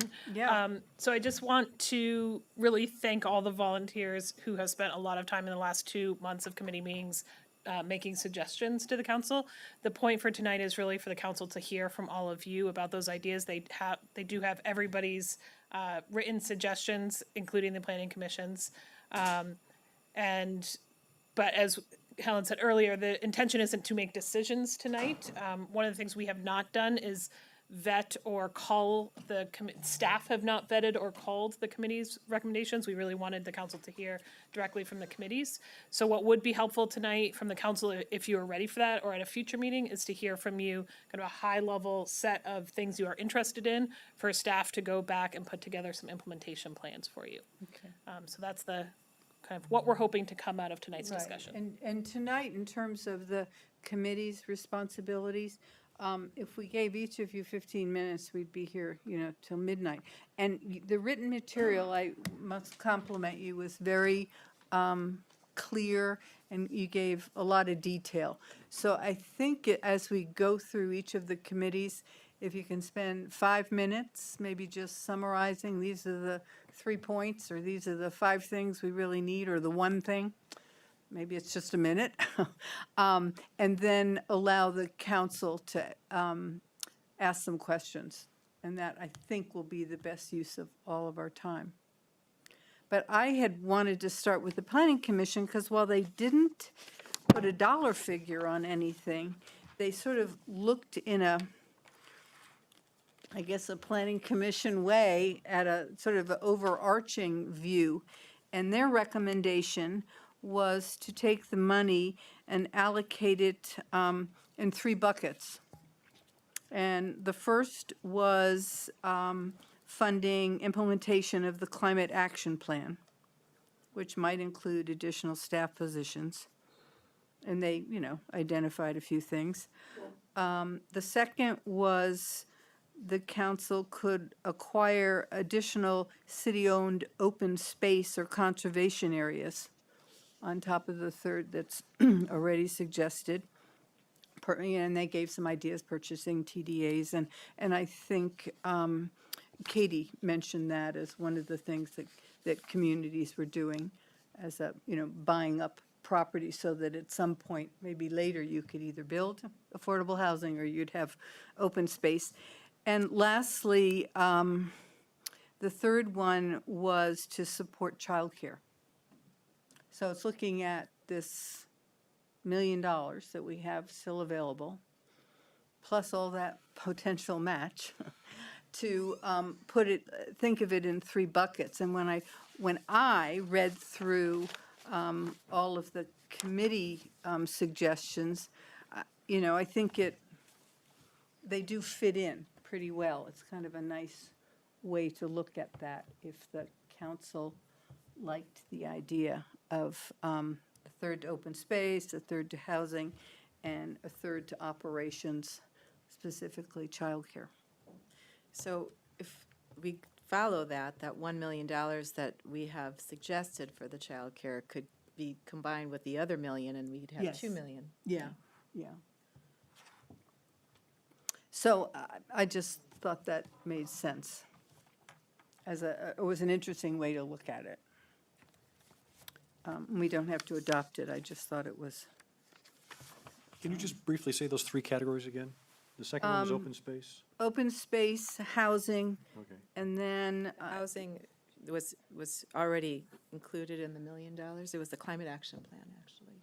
right, What was I'm the third sorry. thing? was, well, the open space, how they worded it, You got it. yeah, is, the first was implementation of the climate action plan. Including, which could also upgrade current housing through one-time grants to homeowners for energy conservation. So it could support making some houses maybe more affordable. Second, that it's more the open space, acquiring additional open space or conservation areas. And the third was allocate funding to support childcare, was sort of the operations and. Thanks. So that was their thought. All right, so our first committee is Recreation and Parks.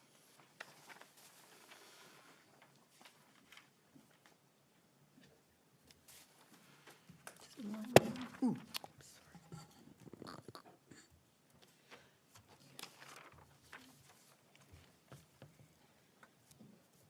welcome. Good evening.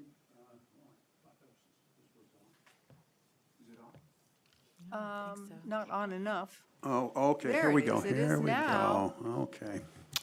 I'm Mike Simoneau. I'm the new chair of Rec and Park. I'm here with Oliver Pearson, and we're going to provide you with a presentation, and I think your idea of hitting the major points probably a good one. Oliver's going to carry the ball. Oliver and Holly spent a lot of time reviewing our wants and needs, and I think Oliver can speak to those best. So I'm going to pass the ball to Oliver here. Thanks, Mike. Thanks, members of the council, for giving us a chance to share this information.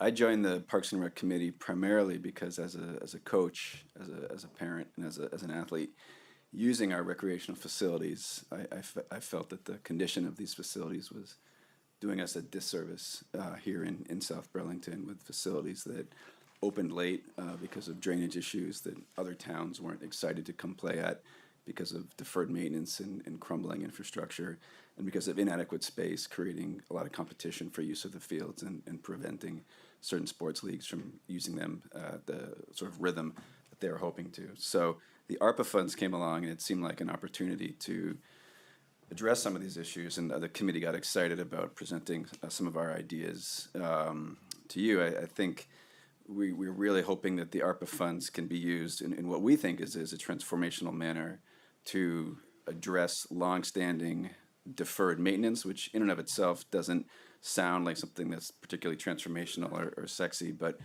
with this opportunity to really get some very important maintenance taken care of, increase access, increase equity of use of these fields, it becomes more of a transformational investment. I think when we saw the results of the survey, there was a number of references directly in the survey that was done to not only the importance of the fields and the recreational facilities and recreational programs in helping residents of South Burlington get through the pandemic, cope with the challenges created by the pandemic, but also really highlighted as investments in improving these facilities as some of the priorities. I think everyone's familiar with the survey, but I'll just highlight a few points. Question 1, 80% of respondents cited socially and loss of social connection as an issue that was very important to them, and our committee believes that can partially be addressed by these types of investments that improve access to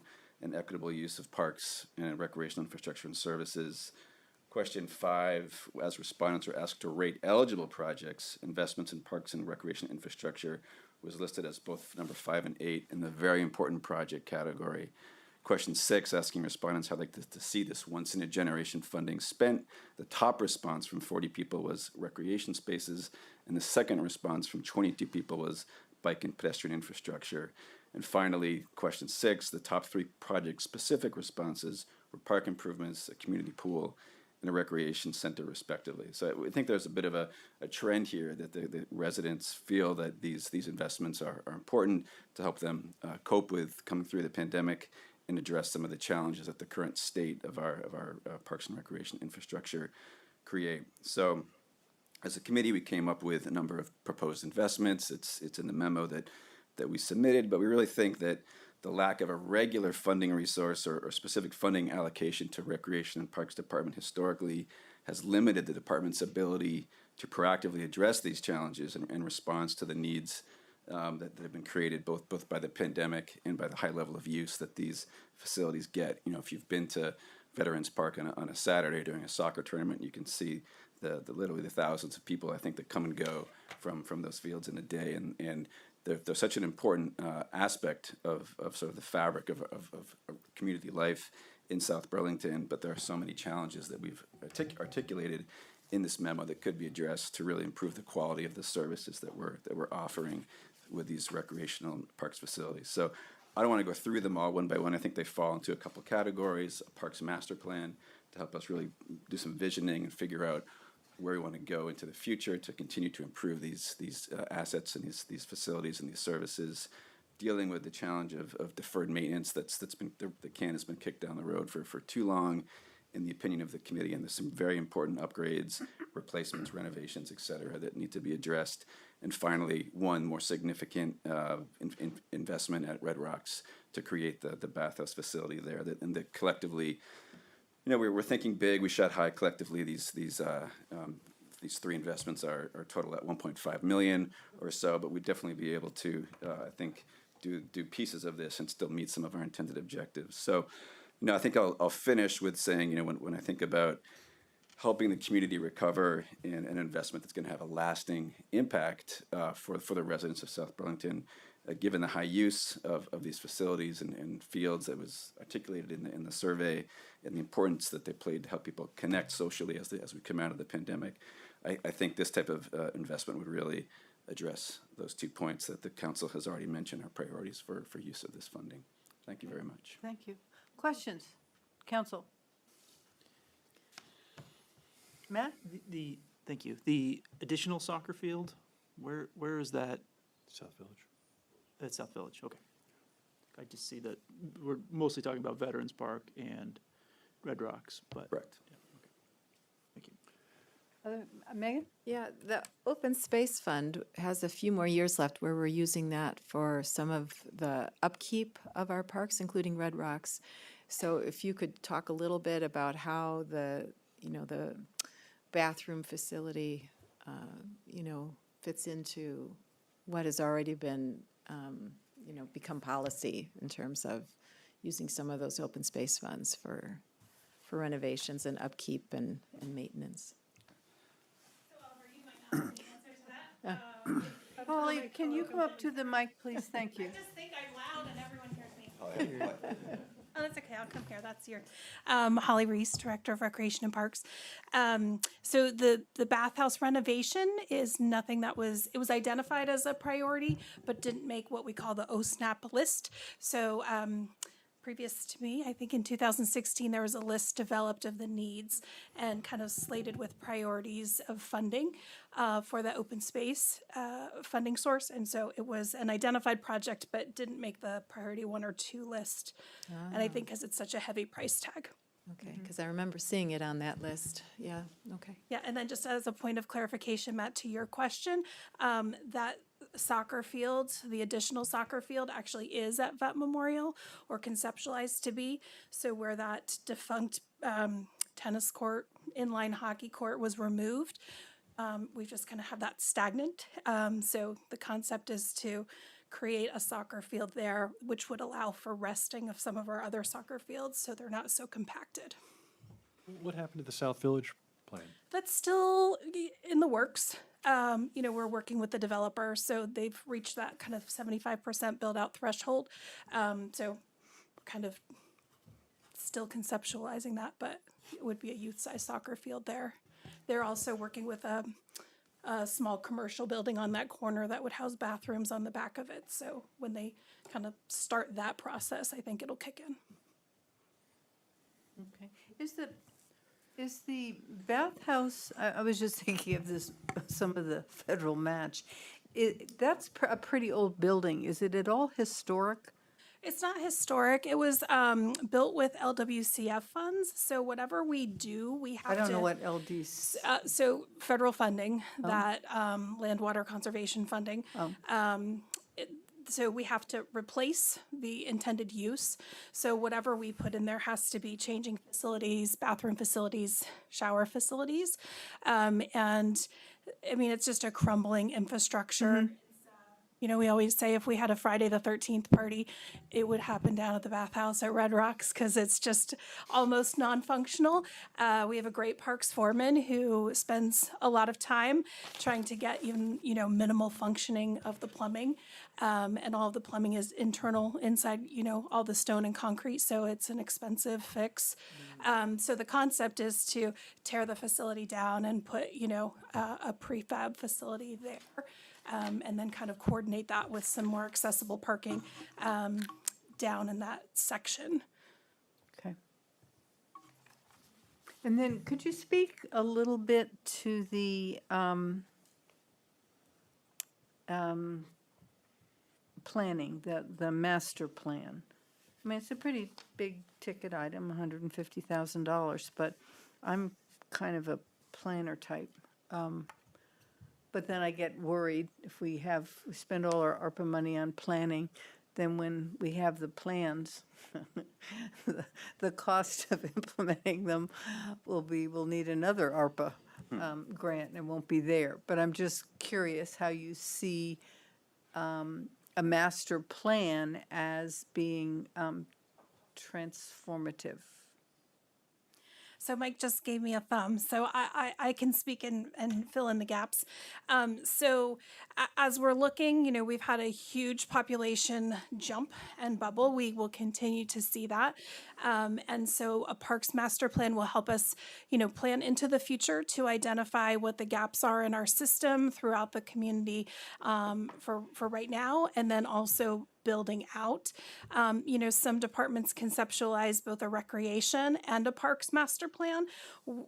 The committee is recommending just a physical park facility master plan, as well as, you know, Bike and Ped, I think, has come with a similar concept. So working, you know, with the planning and zoning department to kind of facilitate many of these and you know, and what lanes do they cross and can they be done together, and just, you know, prioritizing. Clearly there's staff time and commitment. So when we can all do all these things together is going to be a deciding factor too.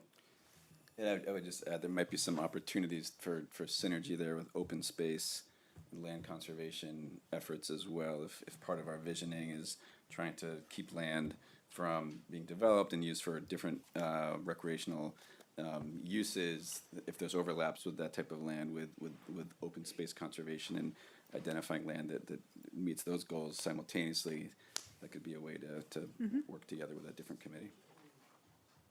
Okay. Yes. Not a question, just more a comment. I just want to say I see all of this as really fitting into that Venn diagram from the VLCT, and I just want to highlight that investing in our parks and recs is what that pandemic made us realize we need more of, because we need healthy outdoor recreational spaces. I remember the height of the pandemic when we wanted to take our kids to anywhere that was outdoors, and as we look forward, more pandemics might happen or whatnot, but we just know that's healthier activity. So I fully support all this. The questions I'll have at a future meeting, really to you, Holly, is how do we, what opportunities to leverage this with ARPA aid and how this fits with current SIP planning. But I just love all the ideas in here. I hope they all get happen because we need more rec and parks facilities investment. Yeah, and just one last quick thought. Collaboration and leverage. I mean, you mentioned earlier, you know, we could use 10 million bucks. So there's never enough money to go around. But we would love to find ways to collaborate in order to leverage the funds that there are in there. So our ask is a big ask, but we do know that our agendas, as Oliver said, overlap with open space, natural resources, bike and ped. So finding ways to work together will make our money go further. Certainly. Thank you. Thanks. Okay. Public art. The other part of the brain. I know, it's completely different. Well, not really. We like nature too. After all, it is public art. I'm Penny Tompkins, and my fellow committee member, Therese Stratman, is here today. And then I'm happy to say that all of our committee members are online. So we have, oh, and Jean is here. Sorry, Jean. And Jean Sebastian Chalot is also here. He has 2 hats on today, as do I. Oh, there's Sophia. Thank you, Sophia. Yes, and Ilana, our staff person. Oh, there they are. Amanda's our vice chair, and John Kalaki. Sophia, did I say everybody's name? I hope so. And Michelle Bailey is here as well, and she's our liaison with the Vermont Arts Council and is super helpful. So thank you all for coming, team.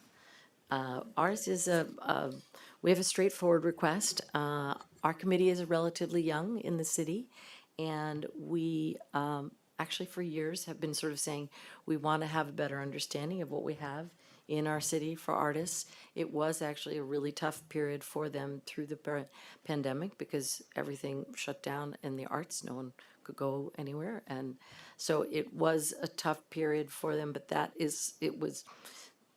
we're in conjunction with the fact that we wanted to and have started an inventory of what assets we have in the arts here in South Burlington, but we do feel the need to develop a South Burlington cultural plan that will help us with identifying the cultural assets, help us articulate a vision for our city, and to strengthen our economy and position us to grow. I think, we've started to do some public art projects over the last couple of years, but right now they're all tied to city projects in TIFF, although we have started our first one that is will be in a different location. And so we want to issue an RFP and get some help from an outside consultant, and that we will work with convening with stakeholders, both artists, community members, do focus groups, learn what our community finds important about the arts.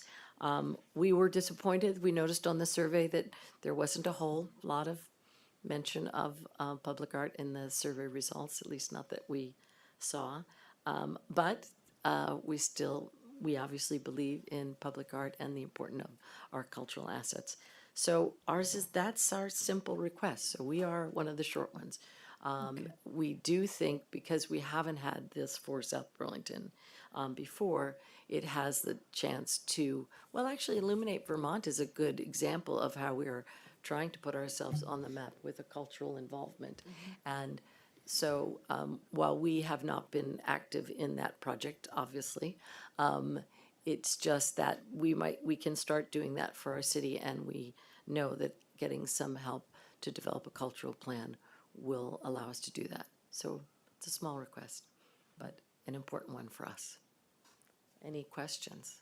Yes, we're the short presentation. Yeah. Are there any questions or? And the small dollar amount too. And a small dollar amount. Yeah. You can afford us. Right. Well, I'm sure John Kalaki probably has the figures, but I can just remember a lot of discussions in the legislature about funding the arts and the payback that you invest in the arts and the money generated from ancillary services. Is it 7 to 1? It's a lot, isn't it? Oh, that I John? don't know. John, do you know? Do you remember? A lot of economic impact studies say 18 to 1. 18 to 1. Wow. So, I just think that's another piece to think about in terms of, and I'm sure most of the public doesn't ever think about the other economic impact, yeah. but it is there.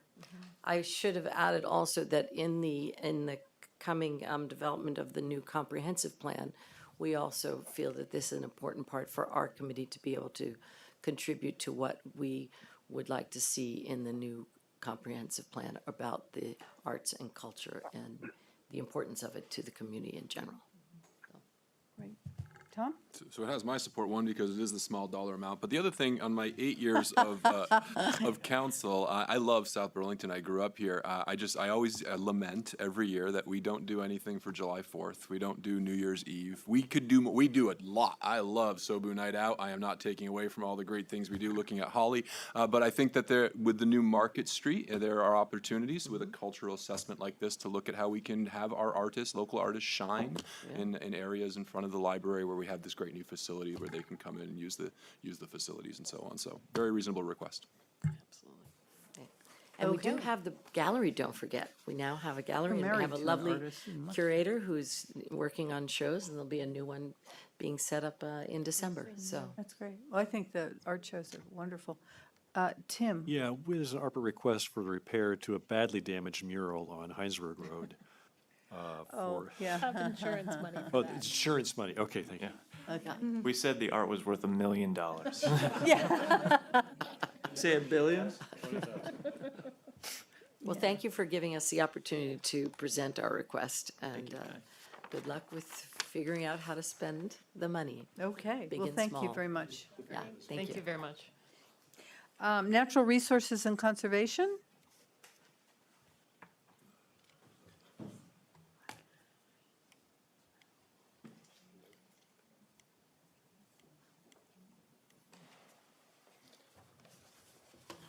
Right, hello. I don't know if any of our committee is here, do you know? No, I didn't see. It was far. Okay. Hello. Oh, good. It's right there. Hello, I'm Jean Cholot, Chair of the NRCC. Larry Kupferman, Vice Chair. All right. I think we're going to be a short one too. What I heard though, I want to say that from the get-go on the VLCT and the planning and zoning, things that really echo what we are about to present here is the investment in the long term. This is really both our plans are here. The public outreach, the second items we're going to ask is public outreach and input. And planning and zoning was talking about open space acquisition, and our second request is about open space planning. So that's really key to that open space acquisition. And the climate action plan, both our requests are directly impacting climate action. So that's the preamble I wanted to put forward before we start in the meat of it. Keep going. Okay. So the first one is about canopy. Part of our charge is to have preserve canopy, so trees and their coverage in the city. So we as a state and a nation really are being hit by the emerald ash borer. That's a pest that kills ash trees in a matter of 2 years.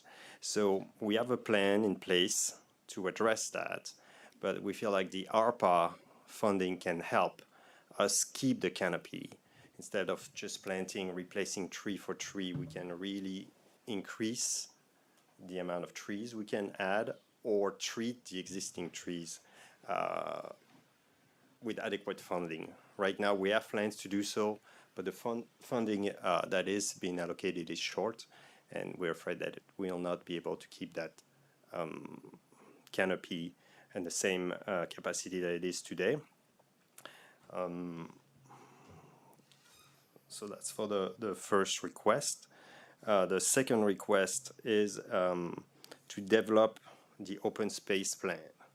So the open space plan that we have now is old. It's from 2014, I guess.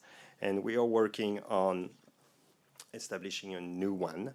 The committee is working as it should to establish that, but having more resources to reach the public, both communicating our finding and helping us gather information and getting it to the public and gather the public's feedback for us to establish that plan is something that will require financing. So we are requesting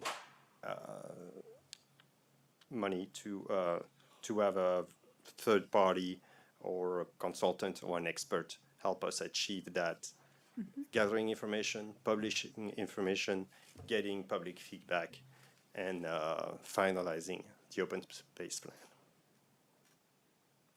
Both of these very modest requests, by the way, as you can tell. Right, so you know you have Counselor Chittenden, because these are small figures, right, Tom? So I feel like I have to say I love all of these, but I do. I love the tree thing because the South Burlington loves trees, but I'm really pausing on the second request. I'm curious, does our open space fund at all allow for this type of planning? I know there's a small percentage of the open space dollars where we can use it for administrative functions and so on. So I question if the ARPA needs to be used to study our open space. Yeah, the ballot language really only talks about acquisition or maintenance. So this would be maintenance. Yeah, I mean, it would have to be, yeah, it's a little bit of a gray area, I would say, but we've never used it for that purpose before. Yep. And the open space plan established a maintenance plan also. It doesn't fund it, of course, that's part of that budget, of the open space budget, but part of the open space plan is to maintain the open space, establish a plan for it. And to determine which properties the community wants the city to purchase for That could be- different uses? Yeah, that could be part of it.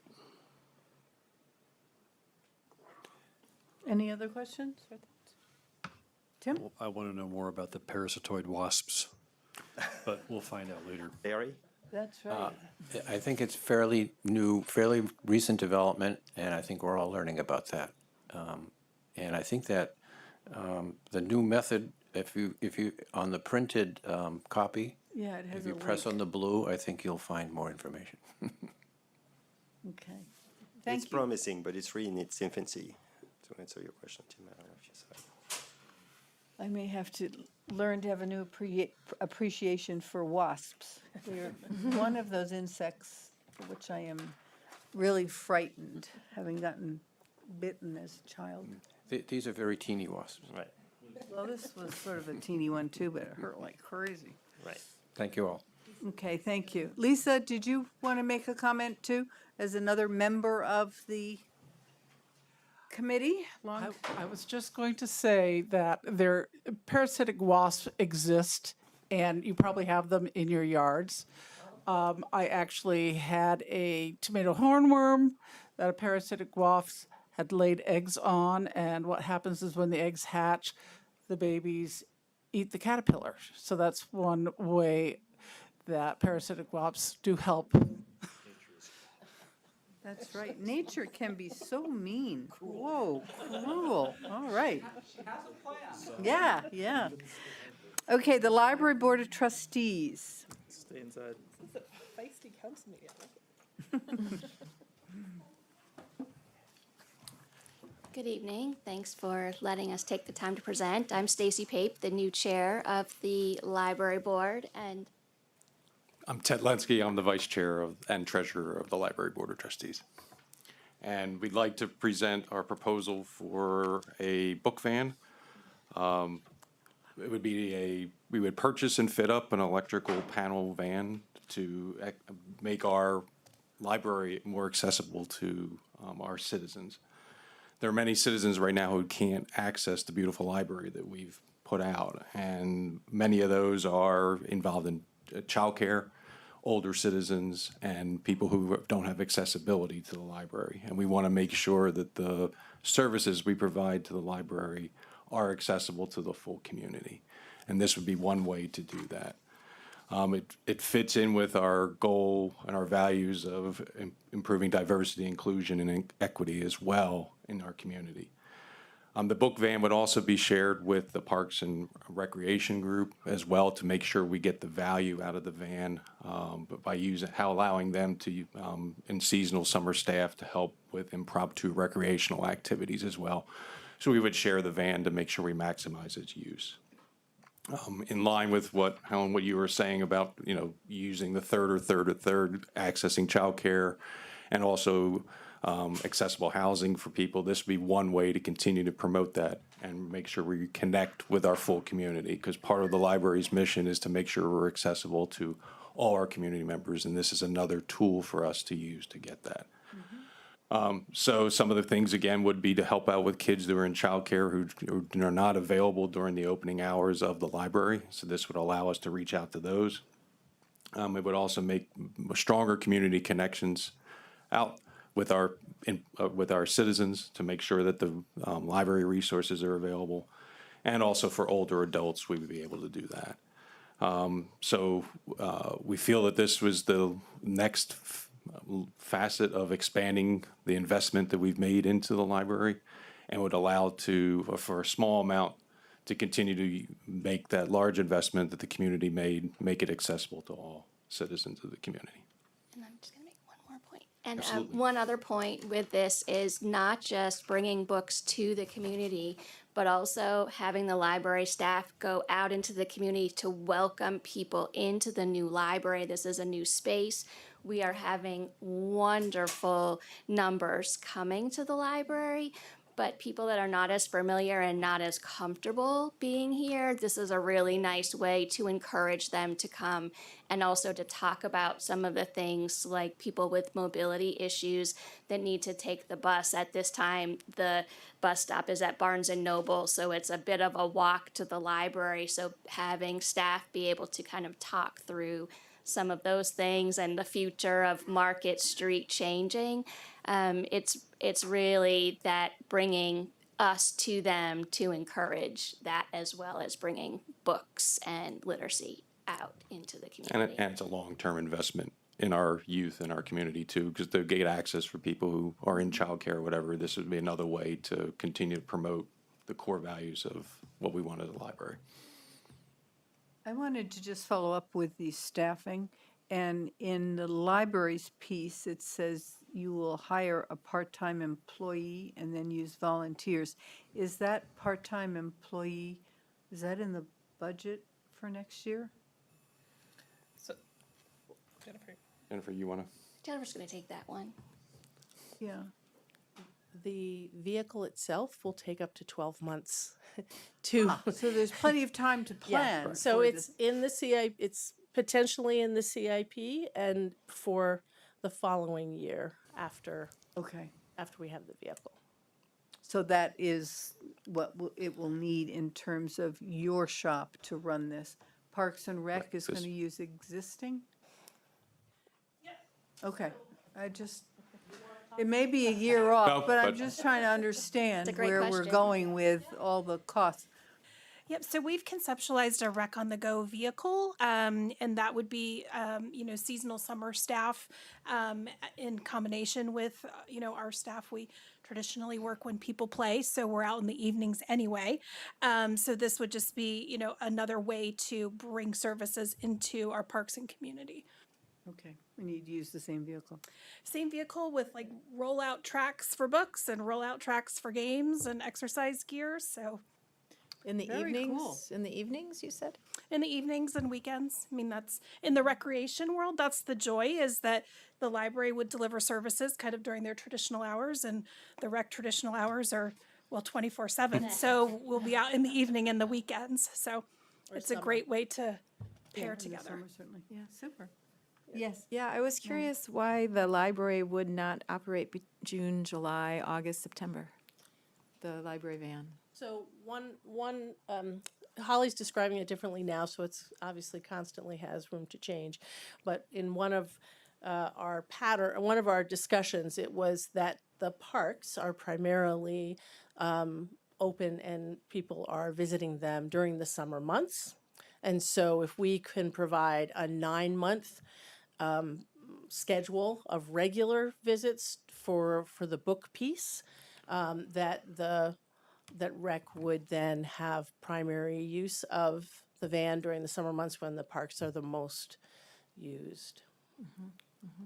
Even though the hours might allow for the senior citizens and the if time permits, it's kind of like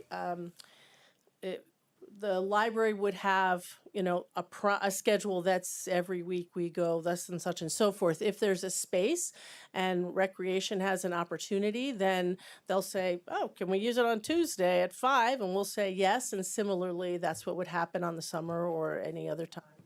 If they weren't using it and we needed it, then we could, or we hope to also use it together to go to different communities that we've visited together before, or that recreation has been out to see when they've had a vehicle in the past.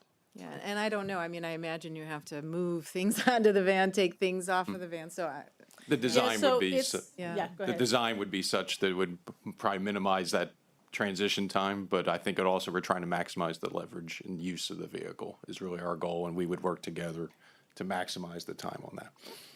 And the only other thing that I would add is when we conceptualized this building, however many years ago, you know, Jennifer and I really talked about the great opportunities to work together and to kind of, you know, broaden our offerings to the community in general. And so this is kind of one mobile unit way where we can be song and dance visual together, and, you know, bringing Cha-cha-cha. Yes, Yeah. well, I didn't prepare the tap dance, but I have time to do that before Monday. So we're just an exciting opportunity. And wouldn't it be nice to bring soccer, books about soccer, to a rec program where brothers and sisters are stuck there and they can read about soccer? Oh, not right, stuck we're there, watching excuse me. your older They are enjoying every Yeah, moment exactly. of their siblings' activity. I Exactly. apologize. On those fantastically renovated fields, yes. Yes. Oh, nice. Just kidding, I'm gonna say. As much as I feel compelled to say I love everything, I do love this as well. But I want to ask or encourage something to make the case stronger going forward. I know other communities do this too, so to normalize it with the taxpayers. I hear Essex. I remember conversations with Essex where they bought a van just like this to expand their programming. So just to normalize this, to see that other communities are doing it. And I recall conversations which will affect our GMT assessment, that when there was rec and parks programming to some of our elderly homes to give them trips to the mall, trips to other things, that can drastically reduce our SSTA assessment. So if you can somehow have programming that gives them those facilities and also gets them connected with their community, there are some other benefits there. Great idea. Love to see those 2 points if they are at all worth making the argument to the taxpayers. Thank you. Yes. What happened to the old bookmobile? Is it still alive? And no, the old Life bookmobile support. rusted out, the floor rusted out, and so it was sold, I don't know for use or for scrap, and that amount of money is in the special accounts waiting to be applied to this project. Thank you. All right. Thank you very much. Thank you. Okay, Energy Committee. Another small ask. You know, we always think small. It's just lots of small ones that just add up, don't they? It's a few smallish Pardon me? ones. It's a few smallish ones. Yeah. So one advantage that we had, fortunately, was that we had the climate action plan to help us structure some of our thoughts on this and priorities, which has had a lot of work going into it. A lot of focus on buildings and on transportation, so you'll see that reflected in some of the items here. And we were really thinking about how to be complementary with some of the other activities that are happening around the state and use some of the unique strengths that the town has, that the city has as an actor here to show leadership, to educate, and to catalyze with some infrastructure. So the heat pump activities you see in there, it's really about how can you go out and educate and help to support folks making these decisions, right? They're complex decisions and there's a lot to understand. And so we can provide some community support through that. That's the idea there, not to try to, replicate the programs that already exist. And then there's some lawnmower activities that are, again, complementary to the existing programs. The electric lawnmower is really a leadership move by the city to help show that these things are becoming more mature. And the electric vehicle infrastructure is really a critical piece to sort of normalize and build out the capabilities, because it's a real barrier, right? We have a plan to rapidly accelerate the number of EVs, but a lot of people are concerned that they won't have places to charge them. And so that's a really critical piece to make it a more hospitable environment, not only for residents, but also to bring in folks from outside of town who have EVs and would come to, shop here and recreate. And then there's some mass transit and bike walk infrastructure. I think the bus stops are a really critical piece. We talk about transformative activities and things that will last for years and years in the future. And this can really change the dynamic around what it means to take the bus. We've all lived here long enough to know why that's important. And microtransit services, this would be a pilot to figure out how to make this work. When I lived in Pittsburgh, I took the bus because I could walk 2 blocks to a corner and a bus came by every 5 minutes. We are never going to be at a scale in Vermont where we can support that kind of full-size bus traffic. It's just not in scale with the population. And so this is a new idea that Montpelier's been trying and other small communities have been trying. And it still needs to get worked out, and we need to figure out how it would work here. Some of the bike walk recommendations are really things that we support working with Bike Ped on the details and budgets of, so I won't go into details there. I will flag that the subsidies for the purchase of electric bikes and charging equipment was intended to address some of the equity issues. Those are somewhat expensive first costs, so that's intended to go to income eligible households. And then the last one, I think really this is the big picture again. There is a funding gap in the Climate Action Plan for implementation plans for some of the categories. I think buildings and thermal is the most notable one there. And so this is intended to address that aspect and also to really think more broadly about what is it going to take to implement the Climate Action Plan writ large? How do we go after grant funding? How do we bring in the type of support from other organizations to be able to achieve these goals? And so the idea here is to bring in some expertise to help draft an implementation plan that really puts the numbers to how are we going to get all the money and all the momentum behind actually achieving the Climate Action Plan, right? We don't want this thing to sit on the shelf. We want it to be very clear. We want it to get done. It isn't going to happen by itself. It'd be great if we could hire 3 new people and do this all ourselves. But this is a quick start way to bring in a high-powered team and help us make a plan for implementation. That's that $100,000, the Yes. last 100K. Okay. Keep that in mind for the FY24 budget presentation. It's kind of like Ethan and I were coordinating. Oh, good. Well, I mean, my follow-up was going to be probably more to you, that probably what's true with all of these master plans or implementation plans, you get it. You pay the consultant and it's a great plan, but we need someone who's a live body in City Hall to carry it out or oversee it. I mean, one person is going to carry it out, but so I think that's important for all of us to think about when we make decisions about investing the ARPA dollars. The corollary is that unless we can find federal funding to match or something, the personnel that we need as a city to do all this great stuff, whether it's driving the new van around or, implementing policy. Yeah. So if I can say 2 points to that, thank you for teasing that point. To me, there's 2 different questions there. There's, if we're going to invest kind of one-time funds and plans, there are, that can be a great idea and can be transformative as we think about implementing them. There is staff time that it takes to issue the RFPs and contract with the consultants and manage the process and all of that.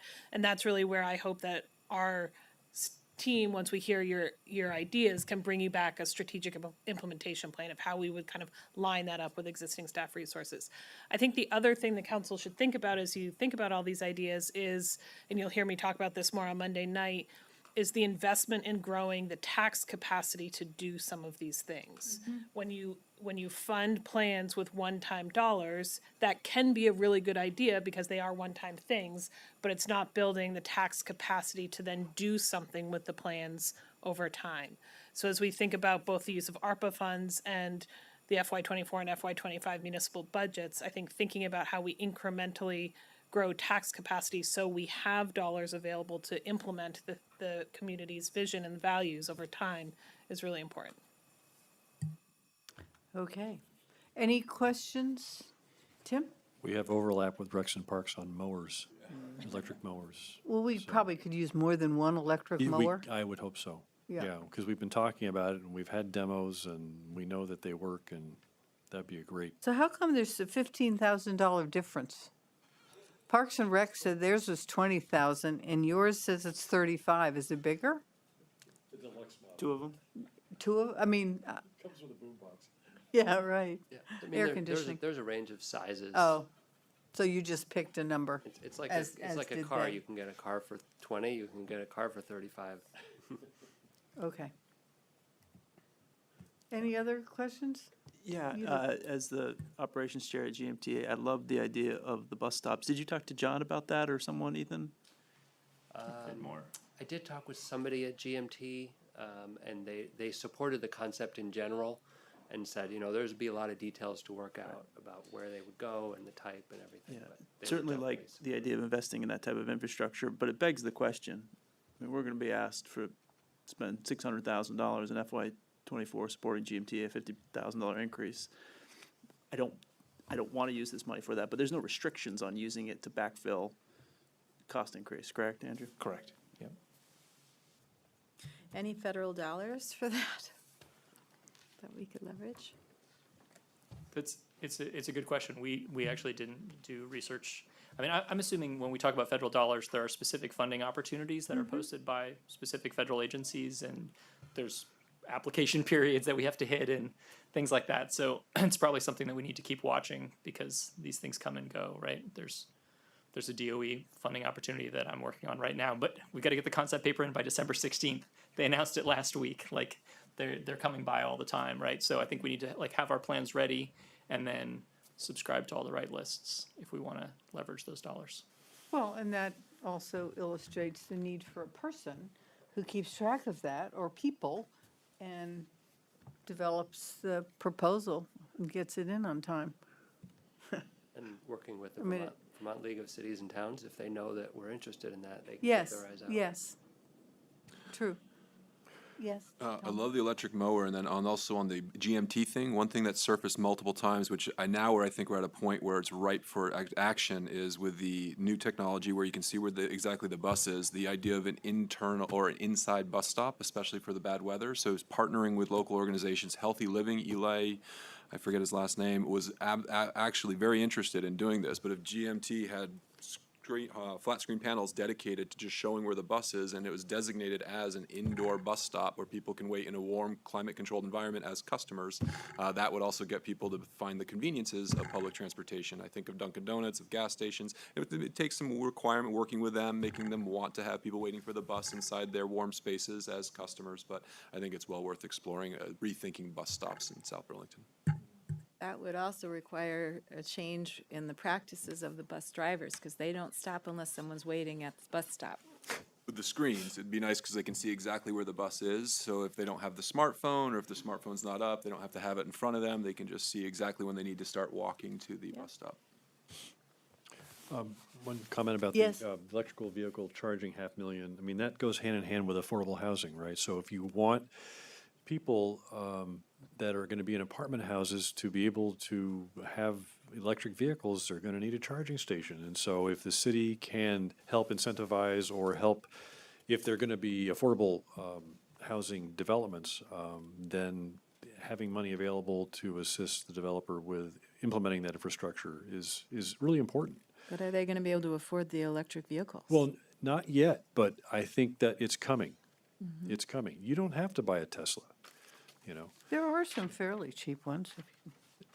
Cheap is relative to, But with Affordable? with all the rebates, right? If the sticker price is 30 and there's 7,500 federal and then a couple, few thousand in Vermont, they're pretty competitive.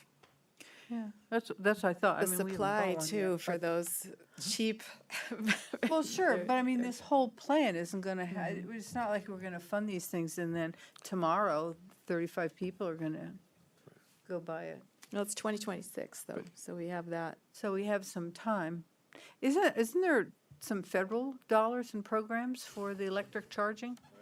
I mean, there's a whole bunch that the state did along the inter. 21 million for charging for Yeah, the so we the should be NEVI able to program. get our oar in on some of that. You gotta be 1 mile away from the interstate exit or within 25 miles on routes 2, 9, and 7. Well, we have a lot of housing that would qualify. It doesn't have to be a house, it could be a gas station or a vacant lot.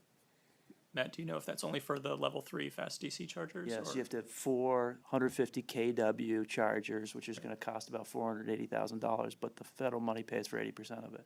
You could use money to match the 20, because a lot of owners aren't penciling out, saying that even with the 20%, I can't make it work. Yep. It's an idea. Yeah, no, I think there's an example that I was pretty sure there was some other money.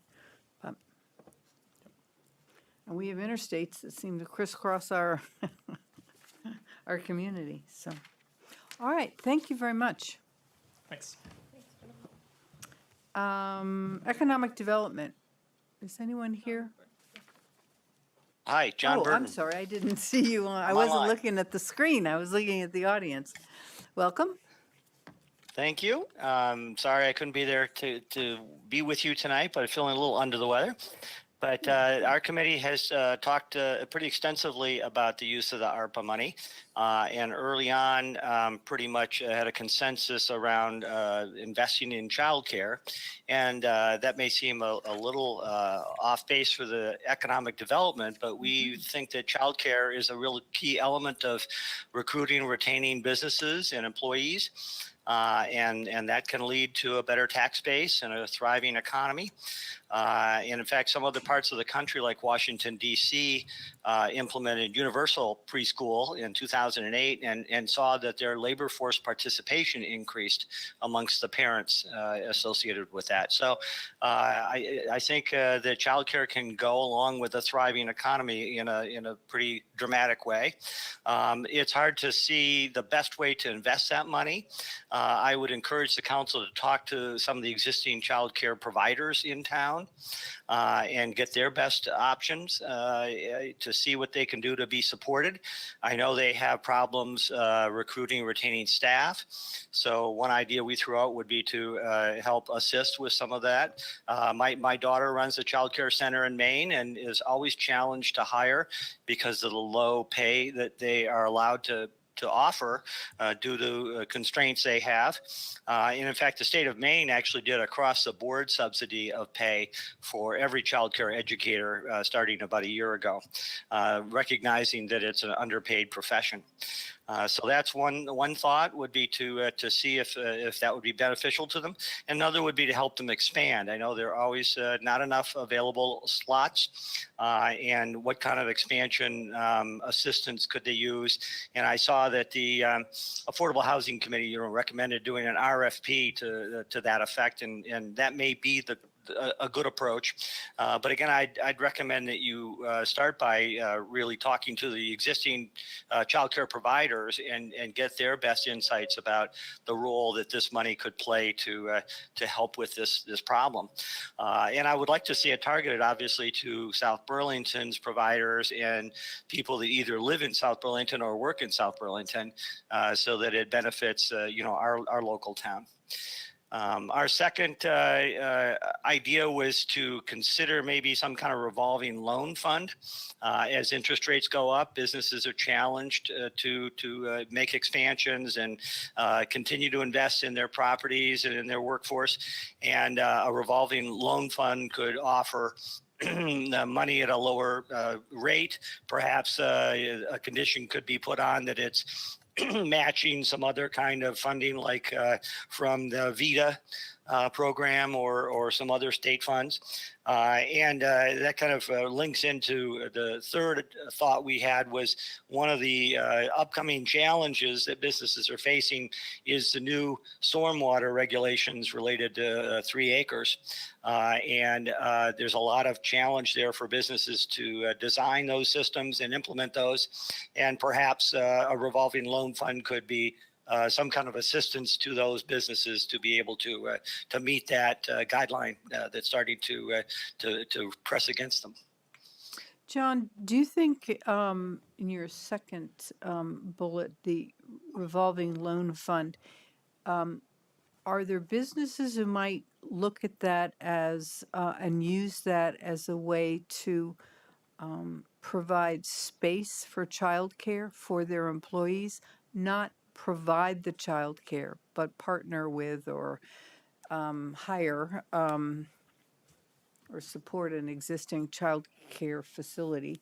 But, you know, if you don't have to pay rent or heat, then it becomes a lot more affordable and it addresses an issue that a business might resonate with them, especially if it was a, you know, low interest loan that they could, as they expand or, you know, reconfigure their commercial space, that they would have room for a child care associated with their business.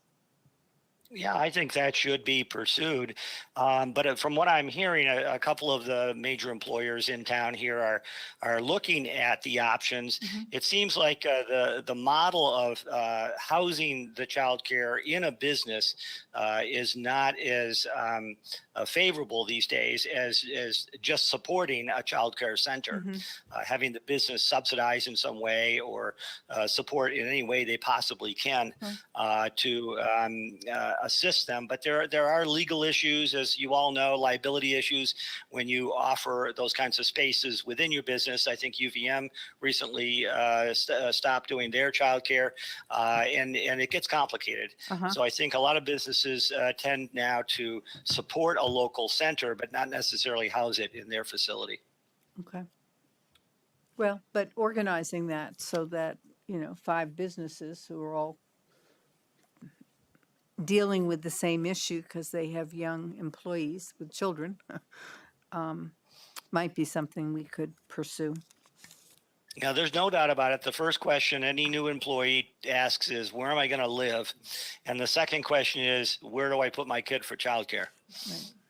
I feel like I'm talking too much, but Yeah, go. I feel like I'm talking too much tonight, but putting on a different hat, I am planning to introduce a bill that would actually give a prebate or rebate proportional to the square footage used by either a business or a commercial real estate company, a commercial company that rents to a certified childcare provider.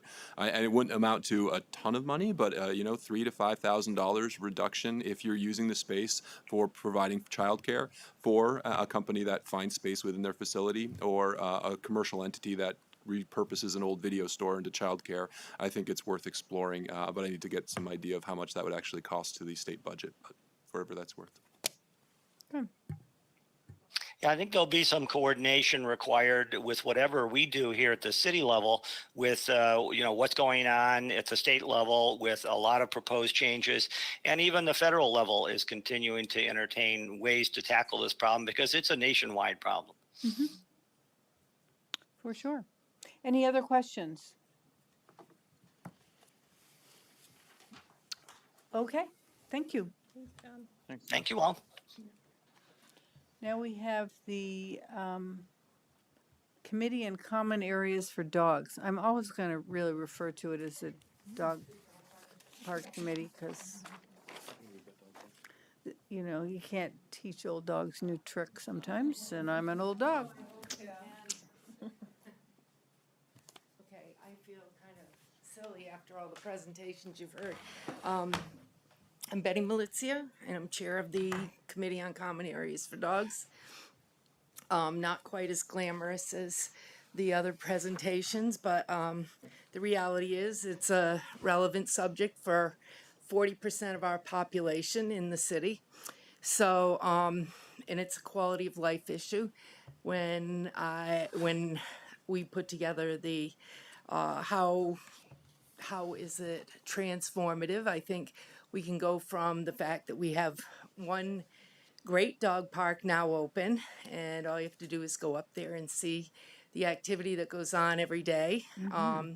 And the fact that we're meeting people from everywhere in Chittenden County, where there are also dog parks. But their dog parks don't look anything like ours does. And they love the size of it. They love where it is. It's just, it's bringing all kinds of people there, all ages. I've gotten friendly with a woman who's a traveling nurse from Texas, and we had to say goodbye this morning. She's heading back to Texas before it gets too cold here. But anyway, I think what we're learning and we're overdue for is some way to provide support for our dogs. We have a city that basically doesn't allow dogs anywhere but in that park, in the Farrell Street Park, which definitely is in need of repair. And we hear a lot from people who are used to using that park and miss that park. And so we need to do something about making sure that park gets fixed. I was going through, and I hate to say this, but my email, I was cleaning out emails today, which go back, some of them to 2019, and found a report of when part of our committee went down there with staff to Farrell Street, and it was in 2019, and the plan was we're going to have water, we're going to have, we're going to have all these amenities that are going to be there, and now we can't even get a fence replaced or the surface raised to, basically make it usable. So I think we need to think about, I guess the other thing we've learned over the last few years is that the new park we have is beautiful, lovely, and people are coming from all over. It's a destination dog park. We've had iterations of dog parks, and if you go back and you reflect on who used our dog parks, we had a destination dog park at the airport. We had a JC park that replaced that, had a new visitors, new kinds of patrons, as Justin, our committee member, would say, patrons for JC Park, who were neighborhood people. They lived right there. Those were the people that used that park. Now we replacing that with the new park we just opened, which is really a destination park. People are coming there, they're driving there. The parking lot is almost full every day. So that'll become an issue soon. But we in Farrell Street is really a neighborhood dog park. And I think we need to think about how we're going to make more neighborhood dog parks as the city grows. We're not going to necessarily build big dog parks, but we might want to think about where in the middle of where the community everybody drives through and they're seeing that dog park, and people are coming from St. George and Heinsberg and all the way from Charlotte and Shelburne and Winooski and Essex Junction and Jericho. They're coming to that dog park, believe it or not, and they all have dog parks in their own communities. So I think we need to think about that. We may need, in building a network that's equitable for our community, but also on a practical level, we are servicing Chittenden County already with that little dog park. I mean, I say little, with that dog park that's going to be little when we get 20 dogs in there. It's quite a experience. But anyway, so if we want to think about equity, we probably need to look at our city and stand back and say, where are we developing residences?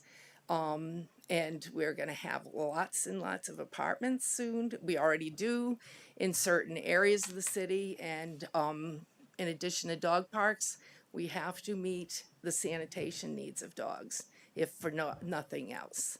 We need to do that, and no planning is going into that at all for what's going to happen in these apartments where for every 100 apartments, we can expect 40 dogs. So think about how many apartments have we built and how many is UVM going to build? And we're talking about probably hundreds of dogs that could be potentially living in City Center, Market Street.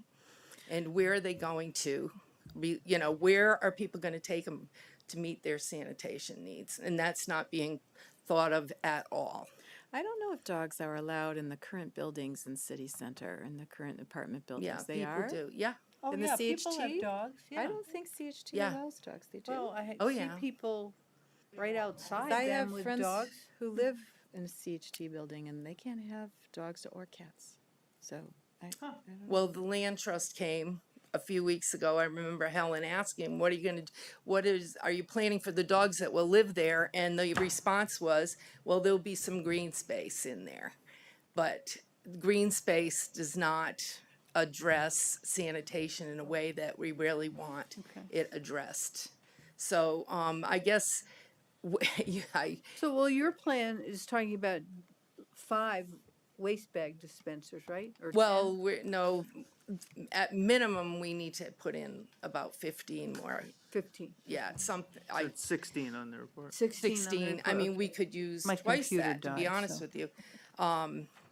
And let's see. Yeah, I know it's an eye popper for Sura, and I think that one of the challenges is, and may answer some of this, is if we can work with planning and zoning around some of these issues and see how we get developers involved in supporting and possibly ponying up to help with the costs of the dogs that are going to move in when they start selling their units or renting their units. But I think it's also a culture shift that has to be made when you think about committees. You guys have talked about committees.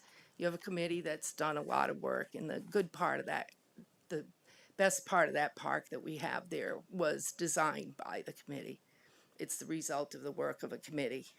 So that's the other thing to think about when we're looking at that big number there, is thinking about a strategic plan and paying for somebody to come and work with us on that.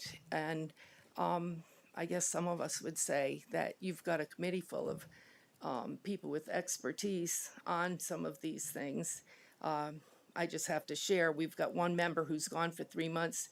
She's traveling across the country with her rescue dog and her husband, and they're going out to California for 3 months, and they're mapped out their trip basically on how they can find dog parks along the way and visit those places. Basically their traveling is based on what they can do around their dog. So I don't know if you guys have any questions for me, but.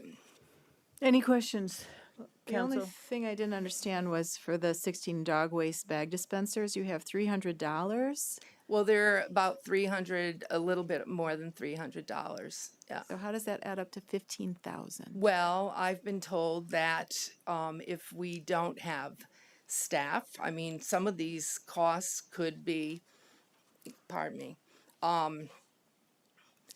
costs of having a contractor install them.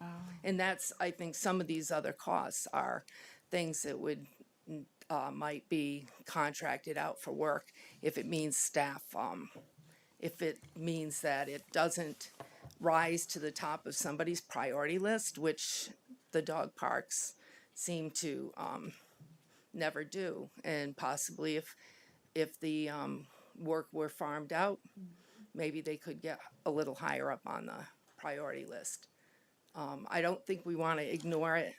It sounds like a minimal, you know, not necessarily as important as I said, glamorous or politically correct topic, but the reality is that all of those areas in our comprehensive plan, there are things that are relevant to dogs in there, but there is no mention of dogs in our comprehensive plan except for one.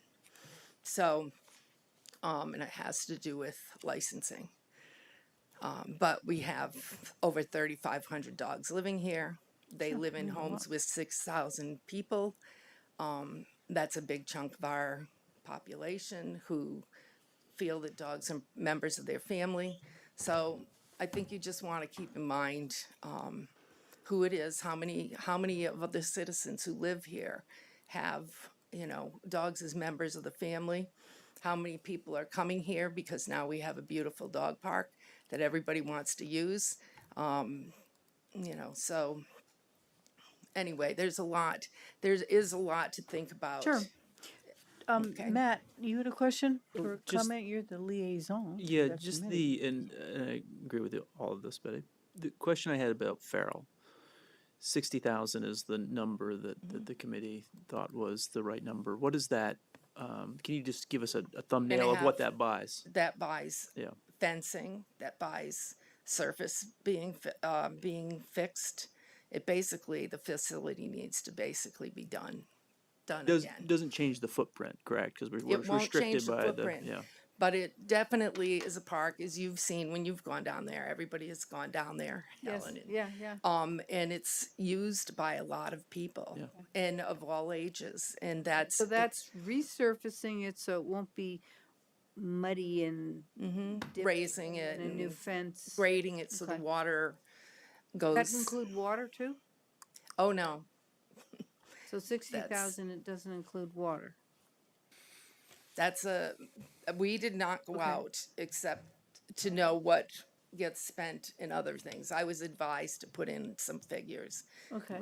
So So for the 3 new dog parks, they're about 100,000 each. Well, 2 of them are 100,000.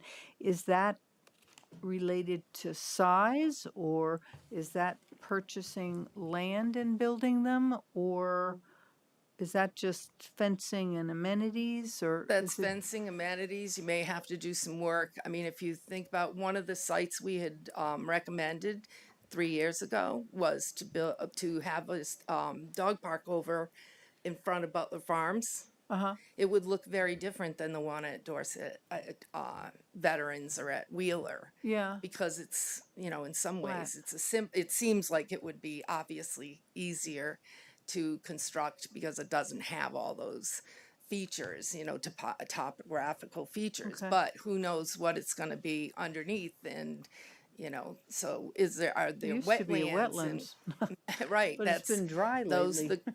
that according to staff who aren't necessarily here at this point, it was something they felt was a reasonable, doable thing. And the reason we picked Wheeler was because there are services, there is water access there. Sure, yeah. There No, are I some was of those just things. curious about the And dollars. then But the they're other a couple of years out anyway. excuse me. Then the other idea would be to put something over on the southeastern side of the city, or southwestern side of the city, more western, to put some sort of park there. But I think there are a lot of creative ways for us to do this and look at, wherever funding comes from. I'll let you guys decide on those things. But I think if folks work with the committee, we can come up with some creative ways of thinking about this. But another big chunk another big piece would be for us to be able to work with planning and zoning, because dogs are not being addressed at all in any of the new zoning regs or any of what's being developed and what has been. Dogs are not being part of that, and we've got thousands of dogs. So is the master plan to identify potentially 3 dog park areas, or is that to determine what is the needed dog parks for the population, along with where they might be and what they might look like? I think the need is there. We know the need is there, as evidenced by other things like Okay, so you don't complaints. need to establish that, so the master plan would just be, let's find 3 great places?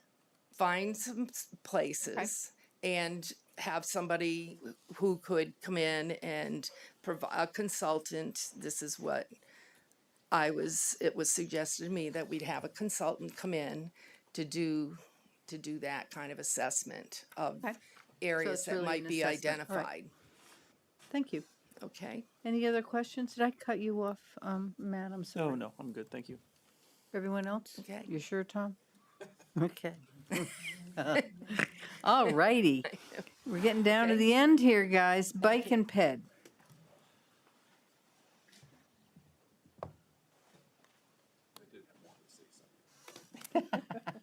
Well, you are a dog lover, an owner. Yeah.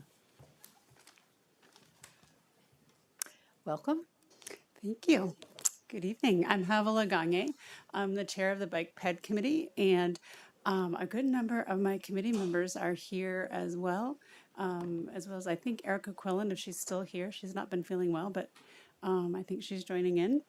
And honestly, I always start my meetings with gratitude, so I'm going to do the same thing here. I am so grateful, and I do not have enough superlative adjectives to describe Erica, working with her, as well as the rest of my committee. They're just talented, knowledgeable, passionate, and I could not be happier and more grateful to be the chair for this committee. So with that, our wonderful committee, we had a lot of discussion about which of our many projects we would recommend for funding. And we ended up describing the upgrading of a 5-foot sidewalk to a 10-foot shared use path between Kennedy Drive and Heinsberg Road. And we thought about the original purpose of the ARPA funding was looking at supporting small businesses and helping with the economic impact on families and workers. And we felt like this project would connect small businesses with people in a densely populated area. And we could, of all the projects we had, we felt like this met the spirit of the funding the best. With a little bit more detail, the neighborhoods involved would be like the O'Brien development, all of the condominium complexes off Kennedy Drive would be better connected. The neighborhoods along Heinsberg Road. Also, we've talked about a green path that is a informal path that connects Williston Road by Mayfair Park through kind of a backway shortcut that's already an established shortcut, but through Prouty Parkway with a crosswalk, and it would get kids to the schools. So we're connecting all of these kids and all of these families in this I think, pretty highly densely populated area with city center, Market Street, the shopping on the corner of Heinsberg Road and Williston Road, the mall, grocery stores, other services and small businesses. So we just felt like that was the best project that we would recommend. And I feel like this project in general checks off a lot of boxes. The total cost is 1.3 million. We're asking for 100,000 or 200,000 of that. And as was mentioned earlier on, I think we'd be able to leverage a lot more grants. We've been able to leverage other grants with our Penny for Paths funding. We've actually been able to leverage over $1 million worth of grants for projects. And we've had good success with that. And I think having some of the ARPA funds behind us, we should be able to help make up the cost for the remainder of that project. And that's our estimate. It also fits with the city climate goals. It fits with our goals of being a walkable, bikeable city. So we just feel like it checks off a lot of boxes. And I think those were all of my points that I wanted to make. Did you say 100 to 200,000? Yes. I think that was our recommend. Yeah, that was Erica Quellen thought that would be a good amount for us. And it on its own, that would the scoping is complete, but that would pay for engineering. The construction would be more, and with inflation, that's a moving target anyway. Right. But there are also dollars available in other sources, and you've Yes. proven that. Yeah. Yep. Did you have a question? Yeah. So, love this idea. My question is, why 10 feet? Tell me on that. I definitely think this stretch needs traffic calming, and we need to lower the speed limit, and I want to put in expanded bike lanes just to like calm the traffic. But why do we need to go to 10 feet from 5 feet? My understanding is that's a general standard, and that came also from the scoping study. It gives you a good width for two-way traffic. Beyond that, I'm not sure why, and I don't know if one of my other partners may be able to describe it. The quick follow-up is 1.3 is a big price tag, and I'm wondering how much that 10-foot expansion contributes to that price increase, and if we just made that street, that area, slower traffic with a nice updated sidewalk, how much cheaper that would be. But again, I support this project. I don't know. I think the scoping study provided us with a couple of alternatives. One of them was bike lanes on the street. That's considered a high stress area. It's a lot of traffic and a lot of users would not be willing to use that. You're not going to take your kids on that at all. A commuter who's really comfortable in traffic might be willing to use that, but you're not going to take your kids. You're not going to let your middle schoolers go visit their friend's house using that. You would want them on a more standard bike path, and that's a more standard width of a bike path that was recommended in the scoping study. Houses are really close to the road, so. They are. Yeah, that is. I can that's a jump in challenge here. there. Oh, Erica, go ahead. Yeah, I was just going to jump in on that price tag. The 1.3 estimate is based on removing the 5-foot sidewalk and replacing it with 10 feet of continuous asphalt in this section. But obviously that cost could be reduced if we took the approach of what was done on sections of Dorset Street, where we have an existing sidewalk and then an additional paved section gets added to it. That could be another option, but we costed it out in the CIP. It's shown in there currently to show what the maximum cost could come to. All right. It's concrete now. Yes. It's a concrete sidewalk, right? Yeah. But It's not lengthy, isn't it? There's It's- asphalt. And There's I'm some understanding asphalt too, concrete yeah. is like the squares, Yeah. and asphalt is the straight out. It's crappy asphalt. It's in poor repair right now. It's On actually Heinsberg rather Road? dangerous. In some I think it's spots. dangerous. In some spots. In some spots, I think it's dangerous. Heinsberg between Kennedy and Yeah. Wilson Road. Yeah. Yep. I thought it was a concrete sidewalk. I thought it was too. No, Part it's of it. asphalt. I absolutely take- I invite you to take a Okay. walk on it. I walked on it and I just thought it was, Yeah, no, okay. not all of it. Not all of it. Some of it, but not all of it. Yep. Just, can I pause here just for a sec, because Hollister was such a nice comment about Erica. I just want to remind the council that Erica is the Deputy Director for Public Works for capital projects that that's you right. added to the budget Now I last year. recognize her. Oh, yeah. So Erica is our new resource from FY23 and has really hit the ground running and is an amazing asset for the city. I was trying to think, when did we appoint Eric? I was going back and forth. Yeah, we met her in August. Yeah, it's been great. And so one of the other comments you've had about is like, do we have staff to implement these projects? Thank you. Yes, we do. Yeah, it helps. Makes a difference, doesn't it? Oh my gosh, it's huge. Yeah, little expertise. That goes a Absolutely. long way. Any other comments or questions? Okay, thank you. I Thank you. appreciate you selecting a particular area and linking it to the goals. That's very helpful to me. Affordable housing.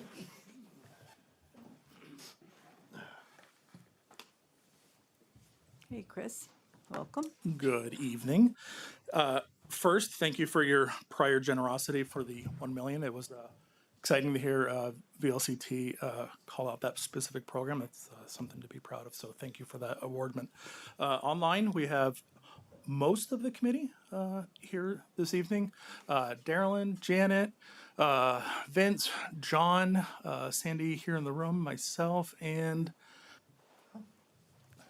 that's a great representation. It sure is. When we appreciate the opportunity to weigh in on the community feedback survey, and that we reassessed our prior recommendations and refined those applications. Originally, we asked for a housing needs assessment. It was important to the committee after reassessing the survey to expand the scope of that request to opportunities. This is a one-time spend. There's, I heard the city manager talk about capacity to support reports. This is a one-time dollar spend.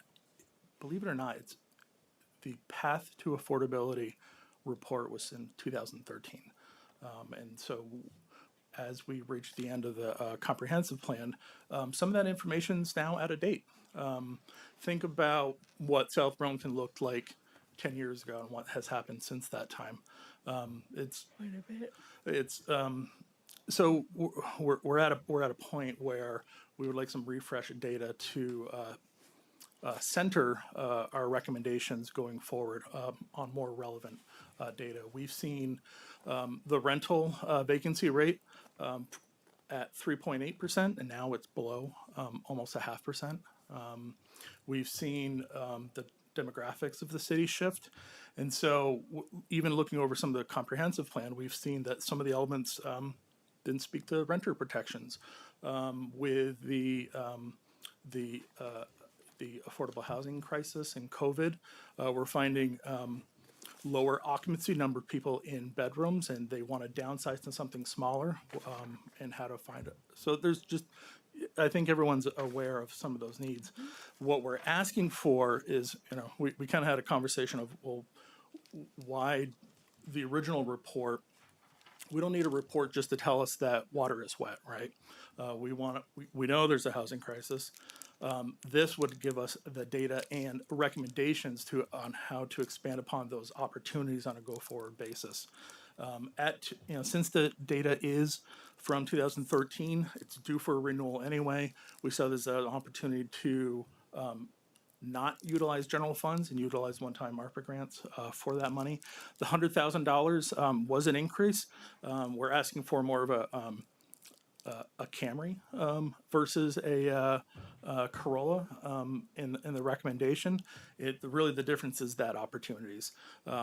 Two examples would be some of our members did some great work for a windshield survey of properties that are due for redevelopment or would be good candidates. This would help us to realize some opportunities there. Or we're talking about tenant protections as VREP money expires, and there's some tension of folks who will have some anxiety about, I'm going to have to go back out into the rental market, and just there's not a place to get that. So this housing needs an assessment and opportunity would help guide the direction of that. The group was very motivated by the child care grant expressed in the survey. It's not an area that we have a clear direction of where to go with that money. In the time frame that we're allowed, we agree that it would make sense for an allocation towards that. Perhaps an RFP. We had such great success with the RFP for affordable housing.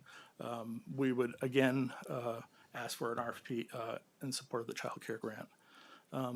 Lastly, Affordable housing would deal with the childcare? we have some interested members, but there's not, I think we talked about this previously, there's not really a committee it No, falls there isn't. into. So who would, is that a task force and maybe some representation, or, we just kind of got into a conversation of how do you even implement something like that? Okay. But we recognize the need. But you're definitely supporting $1 million for childcare. Absolutely, yeah, thanks. ADU grant program was something that came up more recently.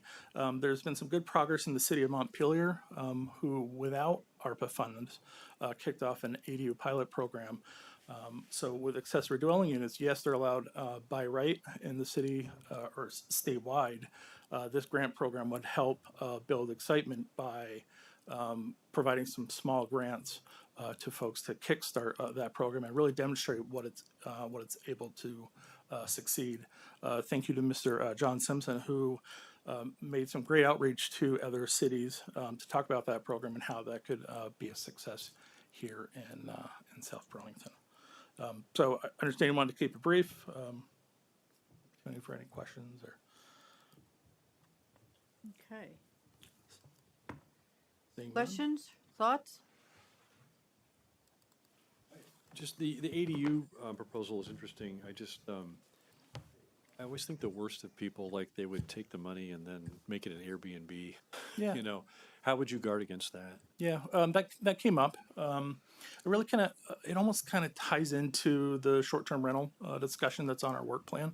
How do you look at regulating short-term rentals so that those small affordable places aren't just somebody who has the means and turns it into an investment property? And So there's been some success in the city of Montpelier with their program around that, and we really would use their program as a replica.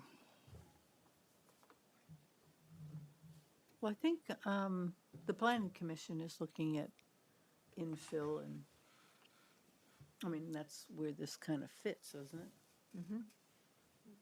I mean, that is on their work plan and in discussion about where that would be good to encourage or zone for.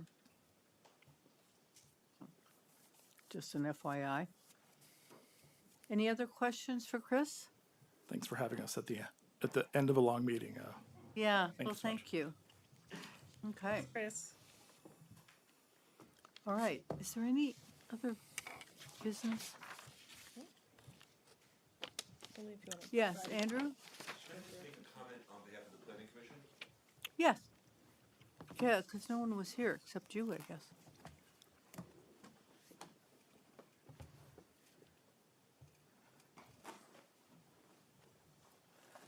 Hi, Andrew Chelnick. I don't think the planning commission knew we were on the agenda, so no one was prepared to talk. But just to clarify the recommendation, it was to take 1/3 of the gross funds, the 5.6, allocate it to affordable housing redevelopment, then 1/3 to open space acquisition. The remaining 1/3, there wasn't a clear consensus. So of that remaining 1/3, there were a variety of ideas. Some thought to put it toward the climate change action plan. Some thought to put it toward childcare, and some thought to put it toward additional open space. So there was, so just to, Okay, kind of operational stuff. All right. thank you. I know it's getting really late, but I just had one question. And I'm going to just really make it quick. I really feel please, I'm Cindy Freeman. Yeah. You're probably getting used to me. I'm trying to be a good citizen. I'm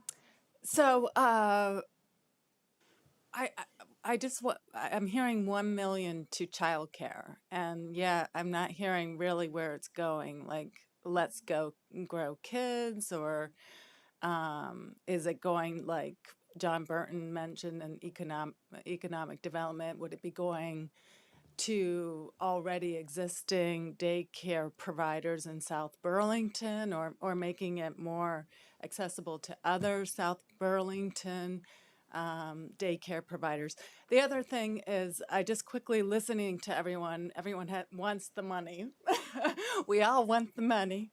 But I just would like to say that I think it needs to be for the majority of the people. It needs to be for the community of South Burlington.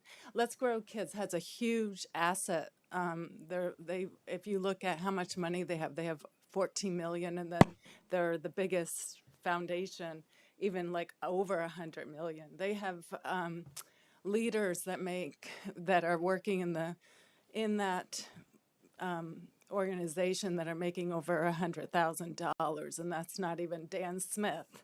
That's, he is the founder.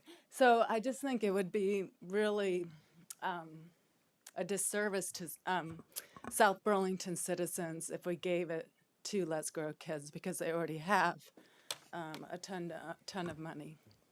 So that's my thing. Okay. Just to answer you, I don't think we have identified exactly where that money will go. I certainly don't know. I think we didn't know when we obligated $1 million for housing exactly what that would look like, and we went through a process, and so we have some recommendations, and some that we've funded and some that we will soon be funding. So I think the same thing needs to happen with childcare. I think we just saw it as an overarching major issue for a lot of people in South Burlington, cutting across the residents as well as business owners who are saying, this is what I'm hearing. My people, they may not live in South Burlington, but they can't find it. So I think... Do you know how many people are looking for daycares? I know that one of the things I read was over you know, they want to have 8,500 regulated quality daycares. But it wasn't clear to me how many were actually looking for daycare. I don't know those statistics. Those are things that, you know, we'd have to parse out for sure. It's very hard to find.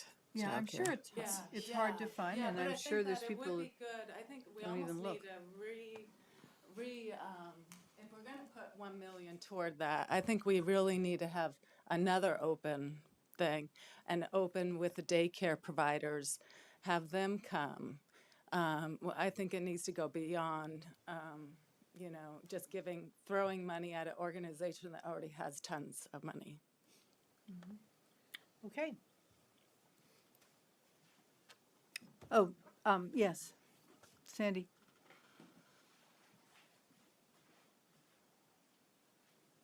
That's a cute top.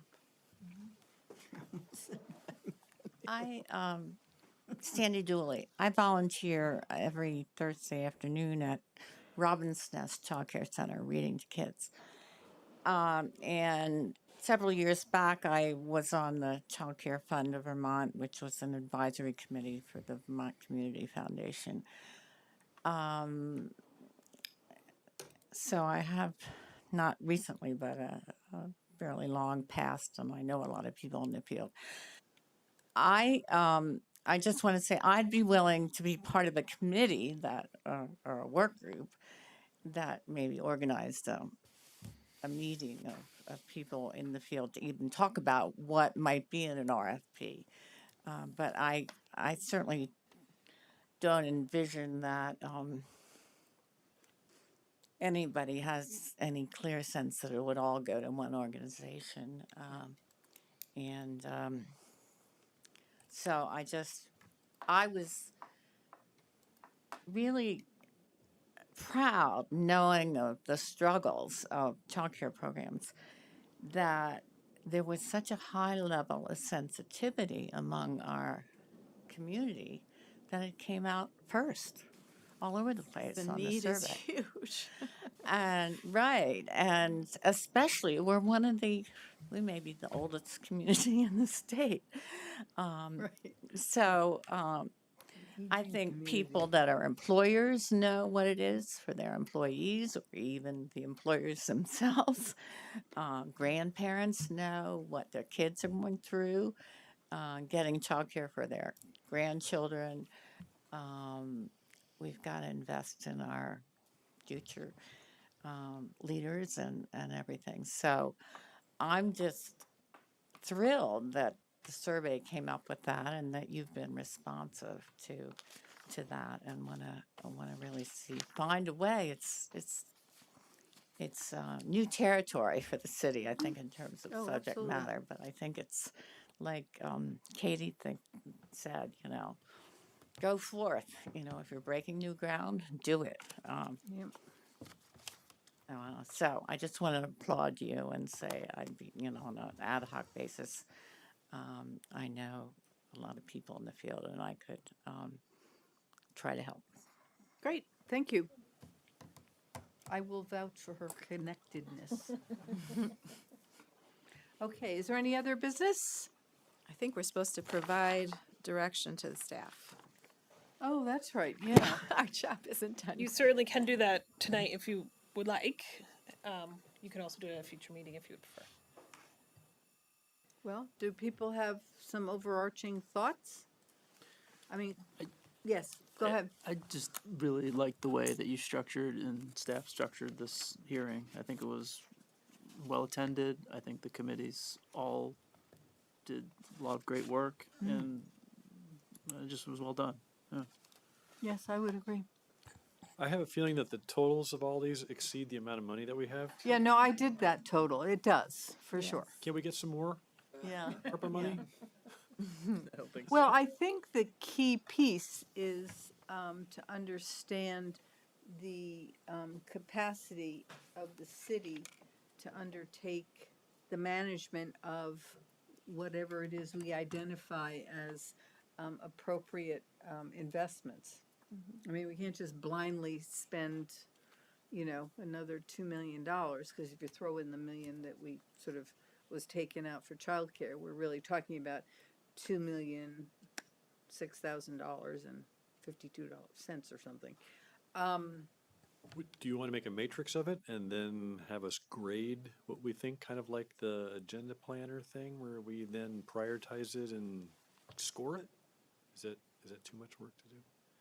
We can do that. I mean, that's Well, just- I just a went through and suggestion, I that's sort all. of picked out things Yeah, that me that too. sort of caught my attention, and I- Tom certainly did, as long as they were cheap, right? I mean, we're focused on housing, open space, for child- childcare, climate action. change. That cluster goes together, outdoors, exercise, socializing, all those things overlap. And the question is, where do we put that money so we get the biggest, advantage? So. Well, if people, go ahead. You're the matrix lady, so you tell us. I'm happy to put together a matrix. I can't promise I will have it to you until the end of December, but I can put it together if you would like, if that's helpful. Is that too much to ask, or should we just do it ourselves? I'm happy to do it. I need a little bit of lead time to do it. I guess rather than a matrix, I would like us as 5 counselors to come forward with kind of what our individual buckets would be and then kind of hash it out. So do you want each of us to email somebody with our top 5? Sure, why don't you email me, the top 5, Okay. and, And those well, I don't numbers- know if it needs to be top 5, we got 10 committees.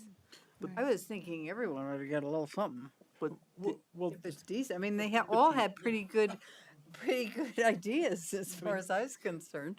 even the target value that they're asking for, we might say, give half of that, right? I mean, it Sure. might not be a complete amount, right? Right. So, But the other piece is the urgency and the rate of which we spend it, right? is the what? The urgency of when we decide to make this allocation and then how we spend it over the Could it next. be spent? Yeah, I mean, I don't think we'll have any trouble spending the money. The question is do we want to,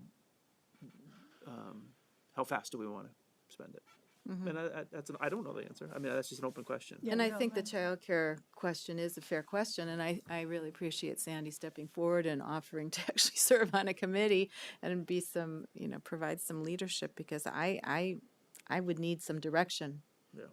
Well, I know you have been exploring that, so.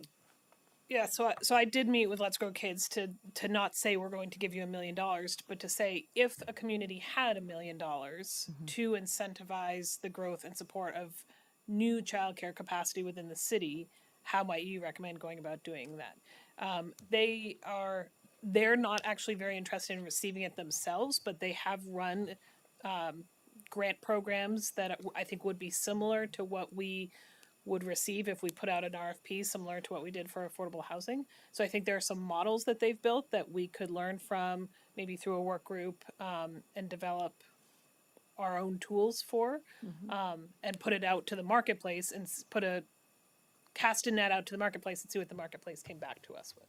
So that was their recommendation. And they also recommended some combination, again, I put out the $1 million numbers, some combination of not only new capacity, but also workforce training. They said one of the problems with some of the other funds that have come down recently is that it's very focused on new capacity, which means the existing providers who are really struggling feel a little left out. So how do we shore up the existing providers through, training opportunities, workforce development opportunities, things like that. So they recommended a kind of X number of dollars for capacity building and X number of dollars for workforce.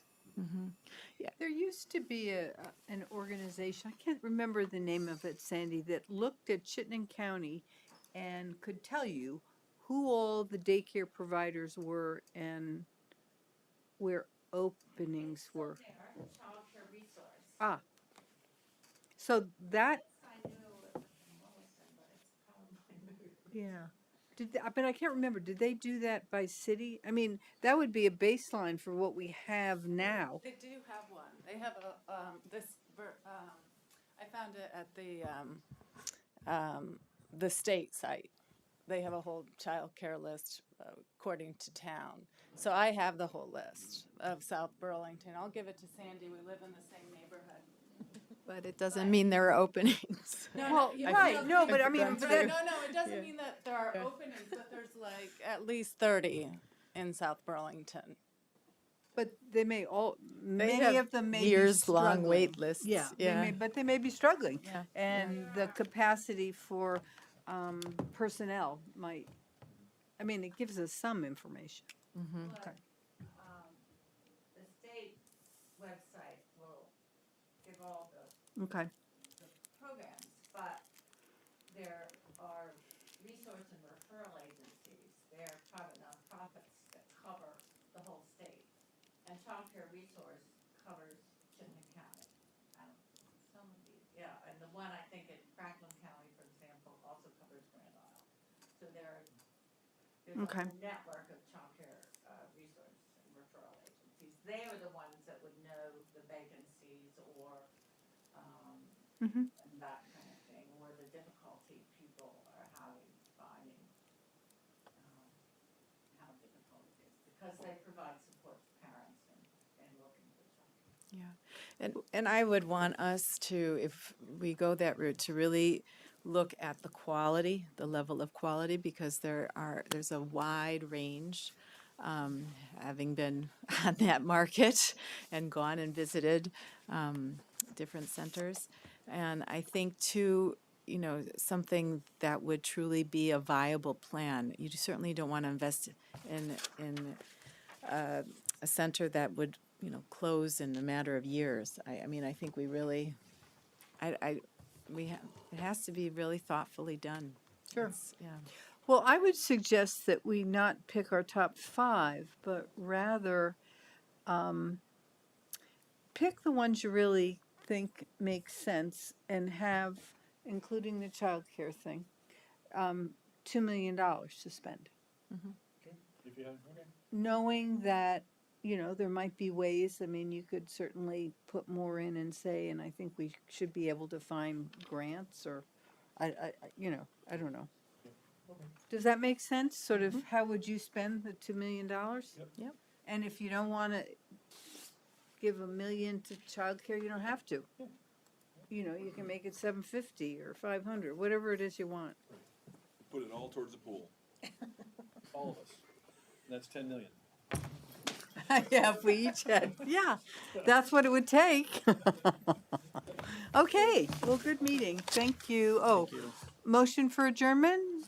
When do you want this Oh. email, Helen? Oh, For what meeting? when do we want to, the second meeting in December?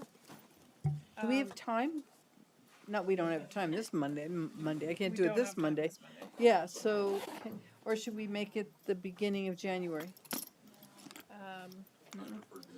Yeah. Yeah, January, okay. Okay, So so for get it to January 3rd me or the sometime in December. Okay. Think of it as an Xmas gift. Do you guys not like my matrix planners? I do.